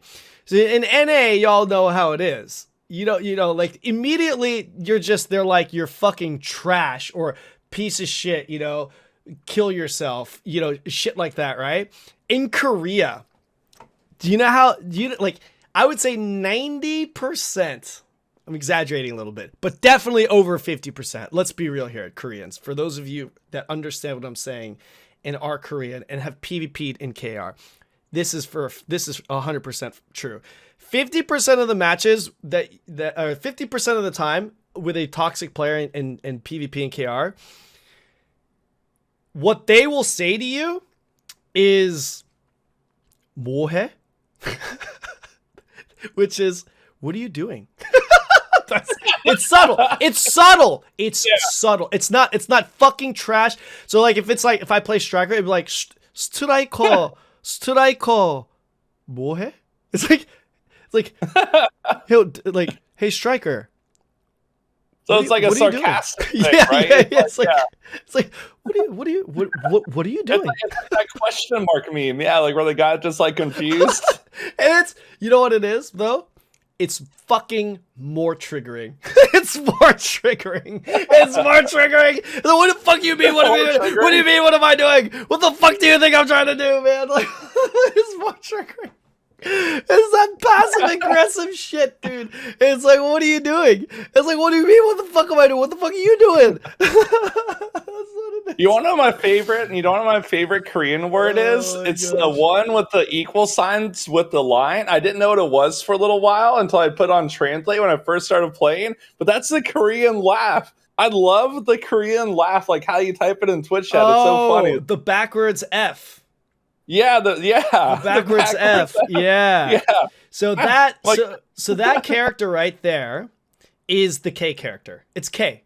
It's a K. Mm-hmm. So if you ever see Koreans type like this, I don't know if you'll catch it in chat. If you ever see Koreans type like this, it like K, that it means the same thing. Because that is literally the pronunciation. It's the letter K, pretty much. So it's like, that's how they laugh. They laugh ki. Yeah. That's what the Korean laugh is. So sometimes you'll get Korean girls, and not even guys though, but like this character right here, this right here is the H character that I just typed. It's a little O with a little hat. That's how I pronounce it. Yeah. It's an O with a little hat on top, right? It looks like an O with a little hat on top. That O with the hat on top is the H character. So like sometimes you'll hear, you'll get some girls, Korean girls trying to act all cute, kind of like laughing like this. That's like their Kwai thing, right? If they're trying to be Kwai or whatever. Yeah, you can kind of be like that. It kind of depends, but it's kind of like typing he, He, He. It's kind of like to that effect for us. So you'll see some girls kind of use that if they're trying to be cute or something. A little soft, a little bit more. Does it work? Does it work? Does what work? Like the kawaii. Yeah, the Kwai thing, yeah. Bro, they don't need that shit to be kawaii, man. I can imagine that you living in Korea is a lot different from the US. I've never been in Korea before, but it's probably a huge culture shock if you've never been there before. So it wasn't a culture shock because I was born and raised in a Korean household, and my parents are pretty old school conservative Koreans. Okay. It was definitely there was definitely a learning curve because I was very westernized, and coming to Korea I understood the social culture more, but I was born into it, so it wasn't like a shock, per se. But yeah, like the laughing stuff and the typing stuff and stuff like that I learned when I got here. Yeah. When I lived in Las Vegas, there was a pretty big Korean community, and there's like a Korean guy that I used to work out with, and we would always go to this road. It was called Stringbound Road, which was basically that's where all the Asian business are at. Everybody, right? It's just this huge strip, and we would go to Korean barbecue all the time. And there's this Korean barbecue spot we would go to with like $20, all you can eat, and unlimited soju. Oh, what? Yeah, that was basically my knowledge of Korea. We would always go to like all the K barbecue places, and yeah, we would just go after working out of the gym and just get smashed on soju. It was good, man. I like the culture. I don't know if that's how it is in Korea. Like Korean barbecue popular in Korea, or is it like an Americanized thing? Yeah, it's very popular. And just one note, there is someone that was saying that the O with the hat on top, the H sound is like soft laughing. Yeah. It can be. Yeah, that's true. That's probably a better explanation of it. It's just the soft laughing. So it's the same thing, like hee for us. But anyways, Korean barbecue is definitely a thing here. I mean, it's like normally, if you want to go out for like a good dinner, it'll be Korean barbecue. But there are different types of barbecue, right? Like there's like pork barbecue, and then there's like, beef barbecue, stuff like that. But what's interesting about Korea is the restaurants here, like for the most part, of course, not every restaurant, but for a lot of the local restaurants, they serve one dish. So it's like if you go you have one you go to one place and it's literally just beef. It's like the same type of beef, but maybe in a couple of different ways, but it's just that. Or like and you have to go to a totally different restaurant to get pork? Yes, that's normally how it is in Korea. Yeah. Oh, so you can go to, I mean, there's of course restaurants that have both, right? Like higher end restaurants, they have both, but a lot of like the local restaurants, it's like, hey, this is a, like a beef steak place, or this is a chicken place, or this is like a, soup place, or whatever that is. So there's that as well. Yeah. Have you ever been to Asia? No, I haven't been. Damn, we need to get you over to Asia. How come every time I do a podcast with I tried to get a passport and they wouldn't let me leave the country. In the States? Yeah, they said I wasn't allowed to leave. Why? Because you had to stream? they said someone had to wrestle alligators in Florida. We got an alligator problem. They wouldn't let me leave. Why? I don't understand. Yeah. Why wouldn't they? Yeah, I don't know. That's what I do before streamer day. I just go do a little alligator rescuing. Alligator rescuing? That you did alligator rescuing? No, I'm just joking. I'm allowed to leave. I just haven't been. I haven't been to that part of the country yet. I do want to. I do want to go to that region of the world, though. I've always wanted to go to Korea and Japan and stuff. You should really go to Thailand, man. I always recommend Thailand to everyone. It's so good. Oh, man. Goodness. And it's cheap. A lot of people don't realize how cheap Thailand is. I'm sure you've heard it's cheap though, right? Yeah. I've seen like quite a few people that I know go there and they always just like, yeah. Yeah. By the way, like rent a banger of house for nothing. That 55555 little Asian lesson here. That 55555 is the Thai version of LOL. Thai version of Kiki. Yeah. The reason why I'm learning a lot today. Yeah. The reason why is because the number 5 in the way you pronounce the number 5 in Thai is ha. That's how you say 5. Like ha literally means 5 in Thai. So they'll type 55555, which is ha ha ha ha ha. Right? That's the yeah. Thailand, I'm going to go to the show. I don't know when I'm going to Thailand, but I want to go to this beauty pageant. Yeah. I'm down. Yeah. Let's go. Okay. Let's do it. Let's do it. Me and you. Are you going to be in your maid costume? You too. Yeah. Okay, maybe, I don't know. I'm one of those last survivors, by the way. I'm one of those last survivors. I'm one of the few Lost Ark streamers that have not dressed up in a maid outfit yet. I swear I saw Stoops tweet something of you in some type of costume. Oh, that was Savix. Yeah, he deepfaked Savix's face onto a maid costume. Yeah. Oh, I thought it was. Why'd he tag you in it? Yeah, he deepfaked me. It was me. Yeah. Are you sure? But it's not actually real. It's definitely not. What do you mean? It's not. You look at it. It's 100% not real. Like so deepfaked. Come on. It's not even close to being me. You're saying you never dressed up in a maid costume for Lost Ark. Not for anything. And I gave my chat was like, everyone has a price.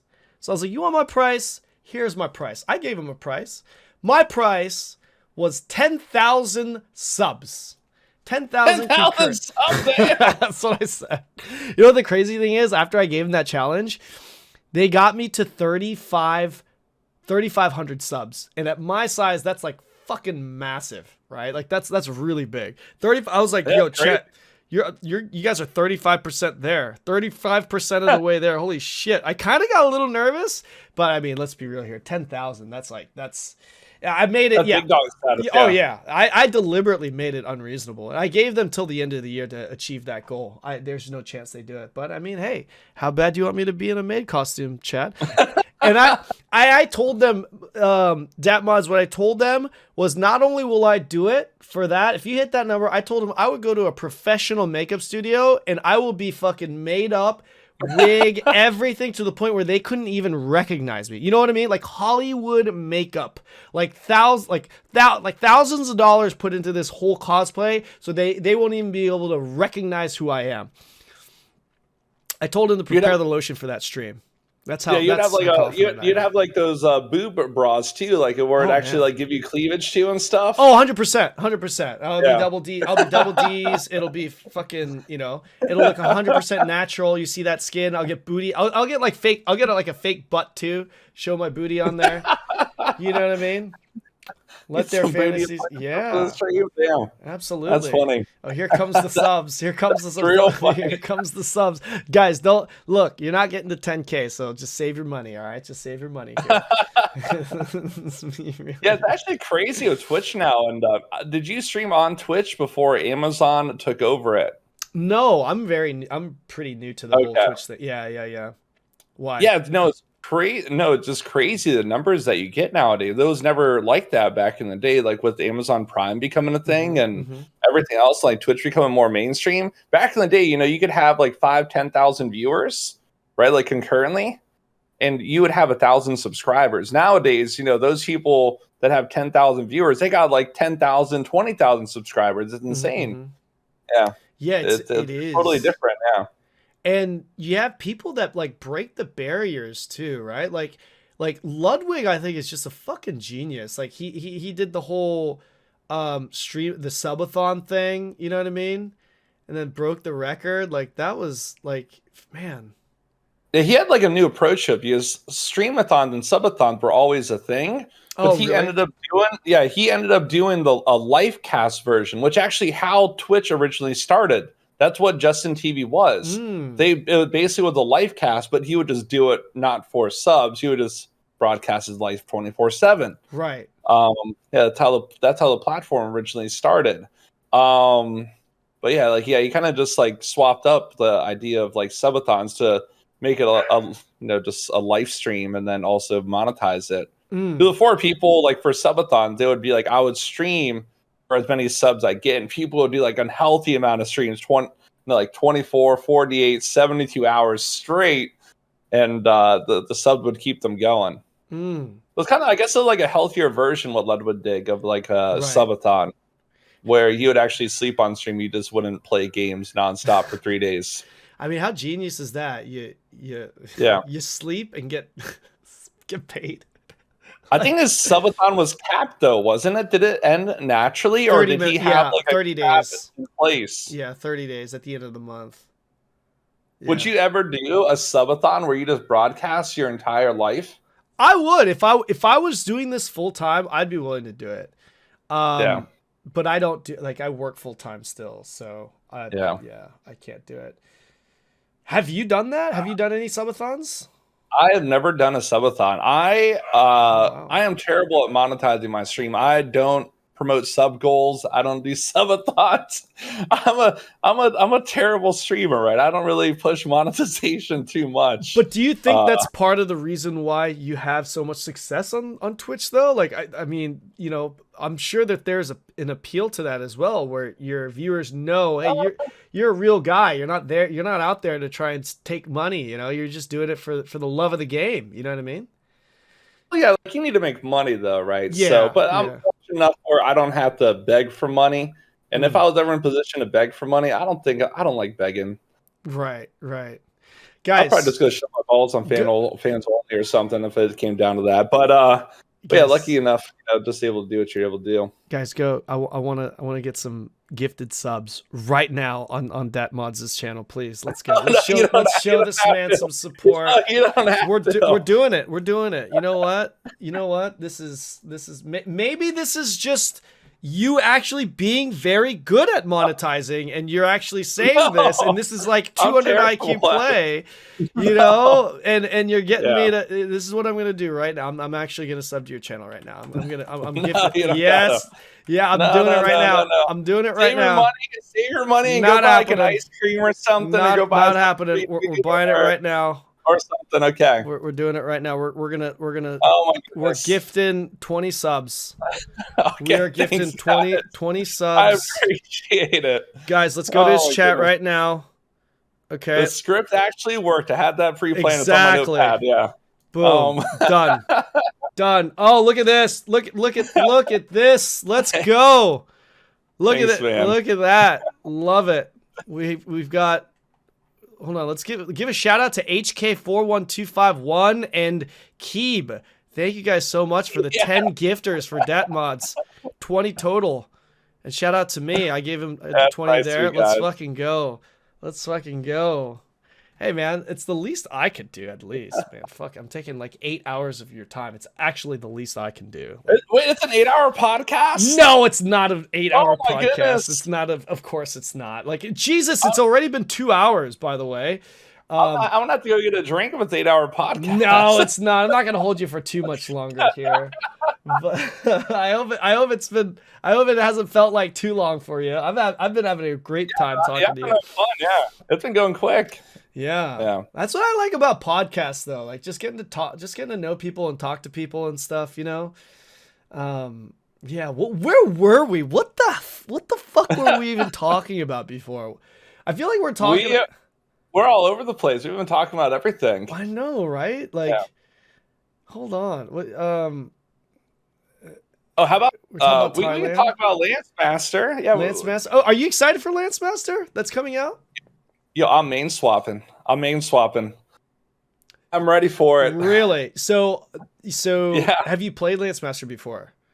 I played a bit of it on Russia to test it out, and I really enjoyed it. I wanted that to be my starter class, and then Amazon released their starter class, and I was going through all the things, and I was like, I clicked martial artists, and I go, shit, it's not here. Damn. I gotta wait. So, and then there's so many martial artists already. I'm like, there's no way they add it soon, and yeah, I was surprised in the April update. They're like, yeah, we're just going to give you Lance Master right at the start. But you're still okay with it? With Lance Master not having their red stance anymore? They're just strictly just going to be blue? What? Yeah, they removed the red stance. It's just one stance now. But in the KR patch notes? No, I'm just fucking with you, man. I haven't read the patch notes yet. I'm like, what? They took out Climax build and they're gonna make me place what are they called, self-control or whatever? Man, I was like, run. That was like such a genuine feels bad reaction from you. I feel so terrible now. It's like wow. So I can't imagine. Why would you play with my emotions like that? Imagine not being able to play the best Lance Master build. I guess that build that you're talking about is decent for like Chaos Dungeon and stuff, but no one really played it too much in raids. Oh man. Yeah. Oh gosh. Yeah. No, Lance Master, man, that class is so good. It's such a fun class. I think I honestly think that Smilegate and Amazon is going to make their most money off of. The three classes that I think they're going to make the most money off of is Lance Master, Summoner, and Artist. Those are I take that back. 4, Scouter. I think those are the 4 classes that are going to make them the absolute most amount of money, regardless of release of everything. Like out of all the classes, I think like if all the classes were released individually, I think those 4 classes in Sork and Berserker and Gunslinger, those are hands down the most like money generating classes for sure. I know, I agree with that. Yeah. That's all people talk about in Twitch chat. They're like, one's Artist, one's Summoner coming out. Yeah. Actually, a lot of people were mentioning Arcana too. Like Arcana. Really? You think Arcana's going to be popular? I don't think it's going to be that popular. Yeah, I heard it's getting like buffed too. Like in the most recent patch notes, I did see something about that. There's some Arcana buffs. Yep. I haven't looked at all the patch notes yet. Have you looked at them for the? No, I haven't. I just skimmed through a little bit. I looked at the Striker patch notes because I play Striker, but I was gonna try and maybe even translate them off stream if someone hasn't done it already. But yeah, I had to start my stream right away because I finished work and then I actually took a small nap because I was like, oh my God, I'm so tired. Then woke up and immediately started stream. So I haven't had time to really look too much into the notes. But I mean, I heard that they were pretty good overall. Yeah, I heard that they're pretty good overall. Yeah, I'll probably do that actually after we get done with the podcast. I'll probably go look at the patch notes and see if they're just fair. Hopefully, someone like already translated them on Reddit, right? They did still little Spark notes that you take a little quick look at it, so you don't have to like read through wall of text. Yeah, like I would imagine, right? Like I mean, especially like Zeals and ATK, those guys obviously, because like the problem with translating these patch notes is a lot of stuff is like the context of it could be kind of misinterpreted, right? But I mean, Google Translate has gotten a lot better. But with a lot of like the streamers that can speak and read Korean, I would imagine the patch notes would be out right now. Or ATK has already a video on it. Okay, there you go. We'll look. Maybe I have to do a little React Andy stuff. There you go. Yeah, there you go. Yeah. That's like I feel like that's the easiest YouTube content, by the way. It's like you just record, like, because you're doing it on stream anyway, and then you just cut the VOD and then upload it on stream. I think, and surprisingly, a lot of my like higher viewed videos on Twitch we're VODs. Or on YouTube rather, we're Twitch VODs. So, Yeah, people like seeing other people's input on certain yeah. situations and hot topics and whatnot. Yeah, yeah, for sure. By the way, on the topic of Lost Ark, are you a free to play guy? I have not been swiping for gear and materials. I will swipe for cosmetics, but not for gear progression. Okay. So I am a cosmetic swiper, but I like the grind. The grind for me is the fun part. Yeah, for sure. The grind, yeah, that's definitely a good part of it for sure. But I guess with Ark Pass coming out though, I'm probably gonna swipe for that. I'll probably get an Ark Pass. Yeah, I like swiping for an Ark Pass is understandable. Like if I like, yeah. I remember like the super premium, because there's like 3 versions of it, and like the super premium one, it's like most of it is just purely just cosmetic shit that you get in the super premium one. I think my chat was telling. Yeah, I thought you did get something that was worth currency at the end that I couldn't remember. My chat was telling me it's like 1,000 blue crystals, but other than that, it's like strictly like cosmetics. And then like the first 2 levels are obviously,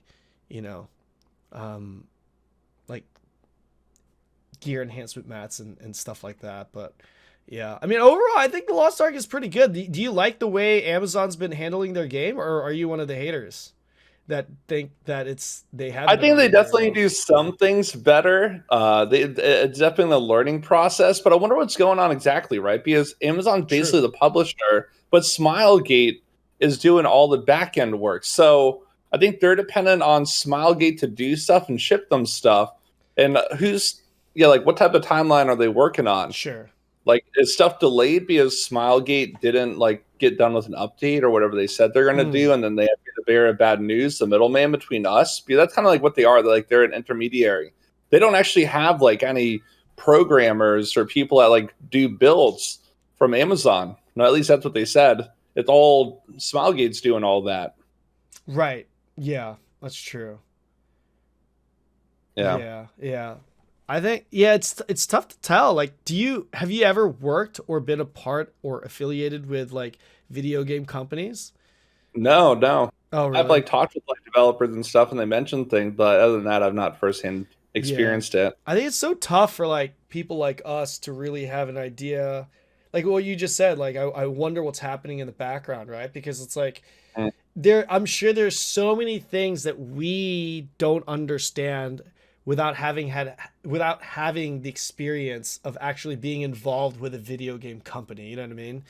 Like, I'm sure there are things that we're just completely ignorant to, that like we think we know, but we don't really actually know. They're probably thinking from their perspective, yeah, I understand what you guys are saying, but it's like, it's just not the way things work here, or something like that. I don't know. I know that we're ignorant to it. So, it is what it is. But yeah, who knows what's going on behind the scenes? Any other games that you're looking for? Like, sorry, I didn't mean to interrupt you there. Oh, looking forward to play besides Lost Ark? Yeah. Oh man, I can't really. What other game am I looking forward to? I guess like when Path of Exile 2 comes out in Diablo 4, but that's probably like years and years away. I might be in the retirement village by then. I do want to play Elden Ring. I haven't played it yet. Before Lost Ark came out, I did like a month-long series where I had played all of the Dark Souls games. I never played them before, and I did a blind run. What actually ended up turning not into a blind run, because people don't know what blind runs are, and they would just want to backseat the entire time. So it turned into Twitch trying to backseat me all the time, even if I asked them not to politely. And then, so anyway, I had a lot of fun doing that, doing like Dark Souls 1 through 3 and then Bloodborne. But yeah, I want to play Elden Ring. I just haven't had time yet because I'm just so addicted to Lost Ark right now. Like, so Lost Ark has got you hooked, huh? Like, so you haven't felt any burnout, like from doing your dailies and all that stuff, like over and over again? No burnout there? No, my hands are shaking right now because like I haven't got my Lost Ark hit for the day. Oh my gosh. I'm about to like go, like I need to go farm right now. Oh my I need to get my materials. Yeah, I have my spreadsheets and stuff already for Landsmaster, so I've almost accumulated all my materials for Landsmaster launch to go from you know, like 960 item level with the Phaeton Pass, and I want to go like 1400 item level first day. I've been farming for a couple weeks. I got so many crystals and leaf stones. I got everything good to go. Yeah, bro. I'm like pre-planning. Yeah. Oh my gosh, that was a very passionate little segment there. Like that was like you know exactly. Like holy shit, man. Well, I don't know if I could keep you much longer then, man. Well, let me ask you this, and then we'll kind of wrap things up here. As far as like other future games go, like Ashes of Creation and the new Riot game, if we're talking like MMOs, any of those appeal to you? Well, the new MMO, yeah. No one really knows anything about it. Yeah. I follow like Ghost Crawler on Twitter, and like it's like kind of talks about it on and off and like vaguely, and it looks like it's going to be cool, but no one actually knows what it looks like, right? I haven't had testing. Ashes of Creation. Is it ever going to really come out? Like I do watch like the developer updates and stuff like that, but I feel like it might be. I'm not going to say it. But I hope that actually comes out soon, because wasn't Ashes of Creation supposed to be done already, and they just keep them pushing back the release dates over and over and over again? Mm-hmm. Yeah. Yeah. Do you think it's a scam? No, I don't think it's a scam. I think it just might. It kind of feels like it might be Star Citizen MMO. Yeah. Were you ever like into Star Citizen? No, I mean I heard of it and whatnot, but no, I never actually personally played it or followed too much up with it. Yeah. Yeah, I feel like they've had like a big scope creep with Ashes of Creation. Like it looks good, I'm excited for it, but like when's it going to come out? It just seems like, you know, the scope just keeps getting bigger and bigger and bigger, and they're going to be one of those games that they're actively developing it for 10 years, and you're waiting that long. Yeah, I mean, they've been funneling money into that game. They've been getting more financial backing and stuff, so it's been getting better. But yeah, when's it going to come out? Yeah, that's true. Right? That's true. And what do you know what the most recent announcement is? Like, is it supposed to be this year or something? No, I don't know when Ashes of Creation is going to be coming out. What about any like Korean games that are on the horizon for you? I heard this new game recently called like Bellator or something that looks really good. I don't know though. It's like a pretty much just Lost Ark. Other than that, like I don't really have like a game that I really want to play other than Lost Ark right now. Bellator, I never heard. Is it like just like an MMO or an ARPG or what is it? It's an MMO. Do you want to see it? Sure, I can look it up. Yeah. Bellator. Bella. Isn't that the name of the girl from Twilight? Oh, there's actually like there's an influencer with 25 million followers that actually called the same exact thing. Really? Yeah, Bella Torres. They're literally from Florida too. What the heck is this? What are you looking at right now, Bella? I literally typed the thing the guy in Twitch chat said, but it's not actually the game. It's just some influencer. What is happening here? Hold on. So it's called Bellator. Someone debated me. I typed what Twitch chat said, and it was like, oh, that influencer. Bella Thorne, 650. Yeah. Wow, she's looking kind of good. It's kind of looking good. Do you like red? Are you into redheads? What do you think about redheads, real quick? I don't know. I kind of like dark hair more. Really? Yeah. Bella Torres, not Bella Thorne. Bella Torres. Someone in chat debated me. Oh, there's like a little video on it too. It's like 10 minutes long. Yeah. What is this made on? Unreal Engine 4 and Unreal Engine 5? There you go. Including but not limited to KB Securities, Cape Investment and Securities, KDP Industrial Bank, Dowell Investment. Oh, man. This is Odin Valhalla. What is this? You know, the developers. That's not Bellator. You're brave showing your search history on YouTube up there. Yeah, this browser, it's just gaming. Or what I search on Twitch. And sometimes my chat will get me to search weird shit on Twitch. And then like they'll call me out on it on the next fucking stream. That's what they do. Like, what are you looking up that? I'm like, what do you mean? Why you fucking had me looking at shit up last night? Fucking Christ. Oh my gosh. I don't know. Yeah, I guess. What is this? Okay, anyways, I'm not gonna. I guess there's no like gameplay right now that I could find that's like just raw like that. But yeah, yeah, it looks pretty good. You're new to streaming, but you definitely got it down. You're always blaming Twitch chat. That's basically the #1 secret of a Twitch streamer. Is that what it is? Is that what it is? Yeah, like if something happens, it's Twitch chat's fault. It's not the streamer's fault. always. That is the most elite strat. All the top streamers use that strat. Look, I'm learning as fast as I possibly can. DatModz. Any advice? Any advice you got for me as a newer streamer? No, I think you're doing a really good job. Yeah, and your shoutcasting on the PvP event was really good too. I really enjoyed it. Oh my gosh, the PvP casting. Yeah. Like that was the first time I've ever legitimately casted an event. And when they contacted me, I told them, I was like, look, first of all, I was like, yo, can I just play? Like, I'd rather play because it's on the Western server, and the Western server, the ping isn't as bad. So I was like, can I just play? And they're like, we really want you to cast.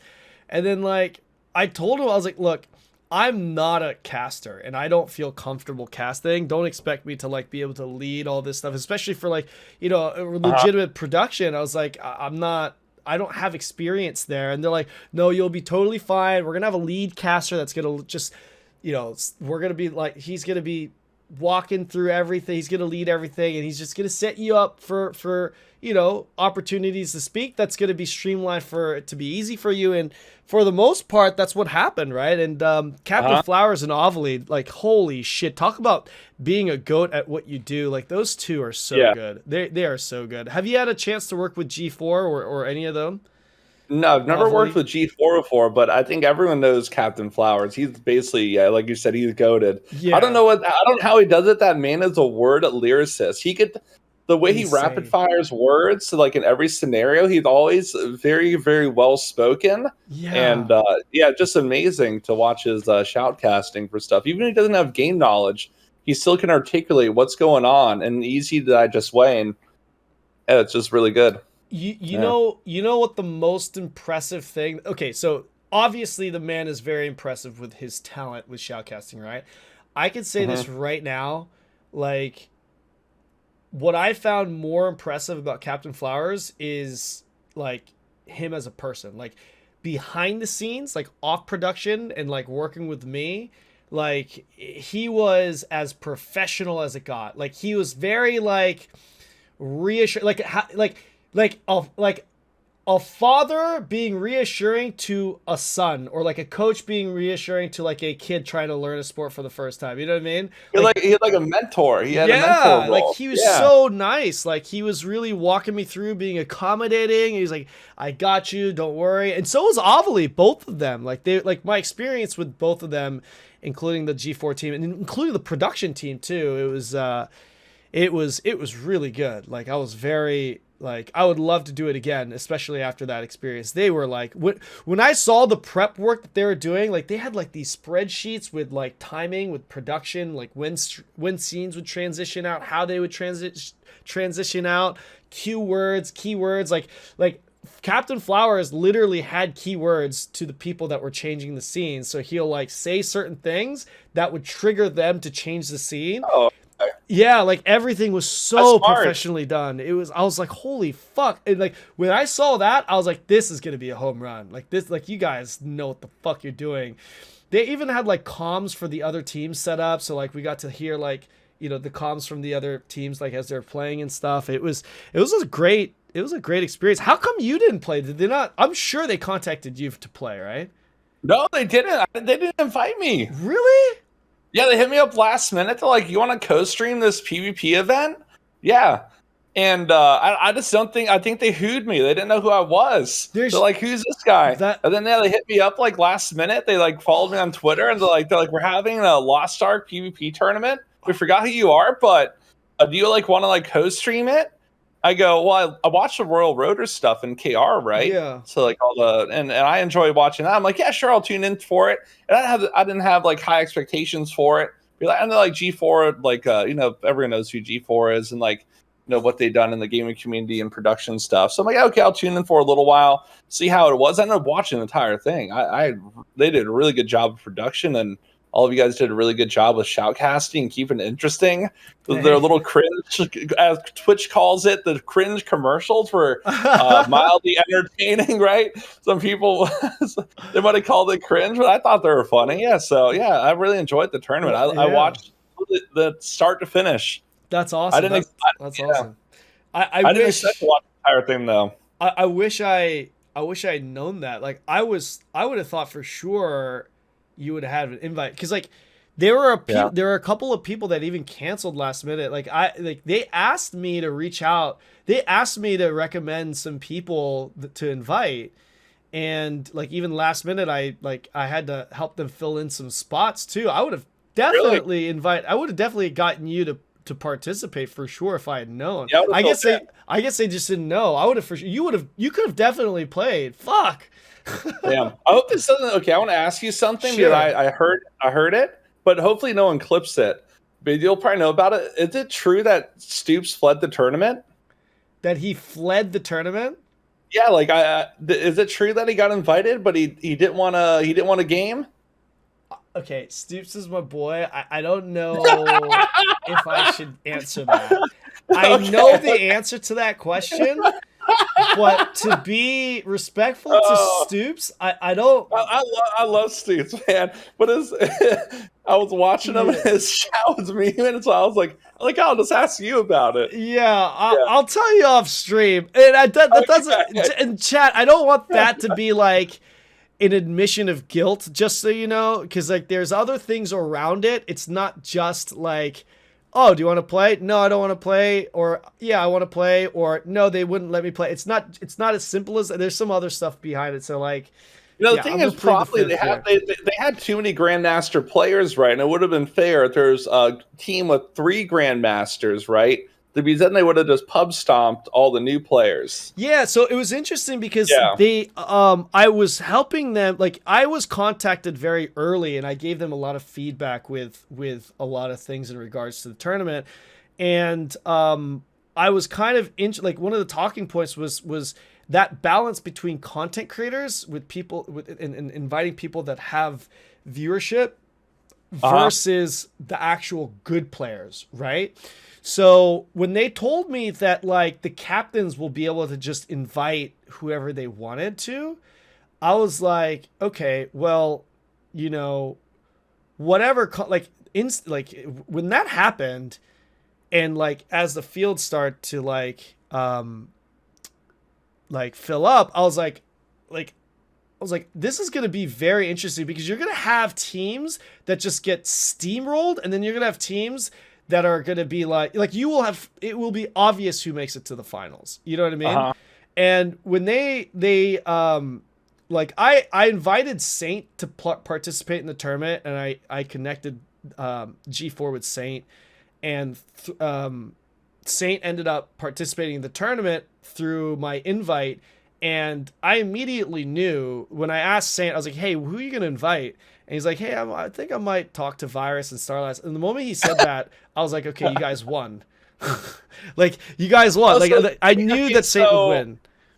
They didn't randomize it. The team captains got to pick who they played with. Yeah, team captains got to choose. Oh, yeah. So Bajiro reached out to DJ Montague and whoever their third was, I can't remember his name right now off the top of my head. Like the content creators, they definitely reached out. And towards the end, the filler teams, like the people that like kind of came in towards the last minute, you know, everyone wanted to try and find the best players that they could possibly play, right? So then I obviously like linked some people like Nico and some of these guys. I was like, hey, you know, other good players, because I saw like Laffy and Blinks were playing, and some of these Grandmasters were playing. I'm like, okay, these newer teams, they need to get people that are actually pretty good, otherwise it's just not going to be a contest. And it ended up being where like almost every team had like Grandmaster level players playing in it. But I knew and that's why I even called it in the tournament, like during the broadcast, like I knew Saint was going to win, just because like this is like the PvP in Lost Ark, it's like all 3 players have to be good. If there's one weak link, like in a game where everyone's really good, like that's a big handicap. And Saint's a good player. Like he's not known to be a PvP player, but he's actually very good at PvP. And his two teammates are also very good at PvP. They're obviously Grandmaster players, and they also have good ping. So like, I was like, there's no team that's gonna beat Saint's team. Like I knew, and like for me looking out for Saint, because like, you know, because Saint's obviously he's a friend of mine, and I'm thinking, yo, Saint, this is perfect for you because, like, you know, like, bro, like, you're gonna win, you're gonna look great, you're good at the game, your teammates are fantastic, you're gonna get paid. Of course, he didn't actually take the check; he gave the check to his share to his teammates, and it's just really a lot of discovery. You know, like you should definitely play in it. And he's like, all right, I'll play, and it worked out. It turned out to be just like that, man. He ended up with Yeah, it was a good tournament. Yeah, you definitely tell, like, in some of the matches, there's a strategy where the more experienced players, like, let's capitalize on the inexperienced person, right? Because there'd be, like, two high-level players, and there'd be a new player, and they would just put pressure on the inexperienced player, and they were probably, like, trying to coach them and stuff, and you could definitely tell that was going on for a little bit, Yeah, for sure. Yeah, they knew some people didn't know what to do when under the pressure. Yeah. Fuck, man, I wish you played. Dude, I would have got my butt kicked. No, not really. Just get two Grandmasters in there, you'll be fine. What class would you have played? I don't know. Maybe like I played Deathblade, but I like PvPing on Artillerists. Ooh, okay. Yeah. Artillerists would be good. That would be a good comp. Yeah, also I like Paladin too. Ooh, yeah, Paladin. I mean, they're so fucking strong. I mean, they got nerfed already. I mean, now they got nerfed with the latest PTR patches. But how long do you think it would take for them to get that KR patch to our region if it does happen? I don't know, because this is like a different thing, right? They're kind of rebalancing everything at once, and they're putting it on a PTR. I have no idea, to be perfectly honest. But to put things into perspective, I think it's going to be a while. And the reason why is because we didn't even get the first wave. Like, as far as I know, like, Mayhem Zerker already got nerfed, and that nerf isn't even in our game yet, and that nerf's been around a while in KR, you know. So like the fact that these PTR patch notes haven't even hit KR, we don't even know when they're gonna hit KR. I think by the time we get them, it's gonna be kind of a while. But you never know. Like when they release Destroyer, maybe they decide to release Destroyer as an updated version. I don't know. Yeah, I wonder if they do that. That'd be a pretty smart move. Get the Destroyer changes with Destroyer launch. Yeah. I mean, it would be smart, I would think. I'd love to see those changes, even with Lancemaster, but there's no way. Like, obviously, Lancemaster, it's impossible that we're going to get, like, the, you know, because it's obviously already done. So they want the latest version and the greatest version? Yeah, I know. Yeah, of course. But, like, I mean, think about it. We don't even have the Mayhem Berserker nerf in yet, right? So it's like just to put things into perspective. But, I mean, I think, like, pacing-wise, I think they're doing what they can. I really hope that our version turns into BDO in the sense, in regards to the updates. Because, like, BDO is, like, the only game that has KR and the other regions within a week of KR. Sometimes, like, even the West will get, like, West got the Sage class before even KR did, right? I'm not talking about BDO with balance patching and monetization. I'm talking about, like, patches, right? I'm talking about patches. I'm talking about, like, patch updates where KR's here and then 1 week later. Yeah, I don't know about that BDO PvE content. And also the honing. I don't like the gear upgrade in BDO either. Yeah, Lost Ark's a lot more forgiving. Yeah, I hate the upgrading system. I actually made a video on it. By the way, I don't know what it's like now, but when I play BDO, the international servers were caught up to like a week behind KR. I don't know if it's still like that. Maybe it's different now, but when I played, it was like that for a while. Yeah, it'd be nice to get that, like where we get the KR patch at the same time. Yeah, that'd be dope. That would be, because, like, you know, everyone's just gonna try to play it. Like, do you want to play in Korea? Like, to experience some of the raid content early, like if you had a character on there, or would you rather just focus on NA? Well, I have like a character, but at this point, right, like I intentionally didn't play tier 3 because I knew it was coming out in the West, so I kind of like withheld playing it because I wanted to experience it on like lower ping and stuff and everything else. I didn't want to build up a character on a different region and then swap to this region. I'd said tier 1 and 2 in Korea. But at this point, I just want to wait and hopefully when the raids come out, I'm probably not gonna do like research, do like a blind raid type thing, which would be kind of fun, but also not fun because you're gonna have to like learn mechanics and stuff. I feel like that'd be good content though, man. Yeah, I think it'd be really good content. That's like kind of what I want to do too, because I never did Abril. Like I never did Abril in KR, so like for me, I have a lot of my Korean friends that are like, hey, push your character up in KR, let's go. And to be honest, like I could push really high up quite a bit within the next week. I have a lot of stuff that I've saved up over time and I've just neglected it. And then, I never really upgraded my gear for the sake of, outside content. And they want me to push, but like a part of me kind of wants, like, I kind of envy a little bit of what Asmongold has going for him, which is like he gets to experience the game fresh, him and his community, right? Here's a new raid. Let's see how I do. And I would like to experience that with my stream. So I'm kind of thinking that, maybe April and on, I just experience it as it releases in NA as well. That's kind of what I'm thinking for me personally. So you haven't done a majority of the raids in KR. What raids have you done in KR? Just up until April. Okay. Yeah. Just up so until you have April. Decent raid experience then. Yeah. Decent, yeah. Not like I didn't do like rating every week across like 80,000 characters. You know what I mean? I spent Have you done hell modes? No, I didn't. I actually did not do hell modes. Yeah. You haven't done any hell modes? No, I have not. But you've done normal and hard modes. Yeah, so what I did with Lost Ark, because I came a little bit later, is I decided to focus more on the entry and, PvP first. So, like, most of my knowledge is actually PvP. I'm very well versed in PvP knowledge. And then the PvE, I wanted to focus more on the entry because as a content creator, where all the attention is and where all the viewership comes from is like the first X amount of months for a game, right? And as someone that was trying to get discovered, like I thought it would be more beneficial for me to not focus on rating, even though I could, but it would be more beneficial for me to focus on that initial progression. Getting up to tier 3 and, like entry tier 3 and all the stuff that like the million plus are going to be like looking for out the gate. Because by the time people like want to do Legion raids, that population is going to be halved. So I kind of focused my attention on that segment of it. So like, I feel like I would like to experience kind of the end-to-end game stuff, kind of as someone that hasn't really experienced that. I think it would be really fun. I enjoy watching like Asmon try something for the first time, and even viewers really enjoy watching you do streams or do raids for the first time and just get wrecked. They fucking love that shit, man. Yeah, they love memeing hard. They love, like, you do something blind for the first time. They love typing like so bad and stuff like that. But it's funny. I love doing it. Like seeing chat's reaction to you failing mechanics and stuff when you're learning. I know, right? Oh yeah. My gosh. What about PvP? Are you gonna go hard into the PvP or?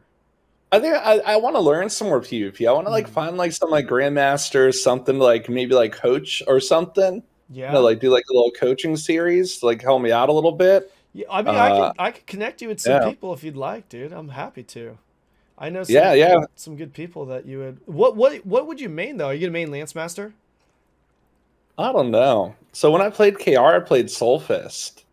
That was my character. Yeah. Soulfist that's a good one. Yeah. But I like Artillerists in PvP. I would actually not be against playing Paladin either, just like playing support. Yeah.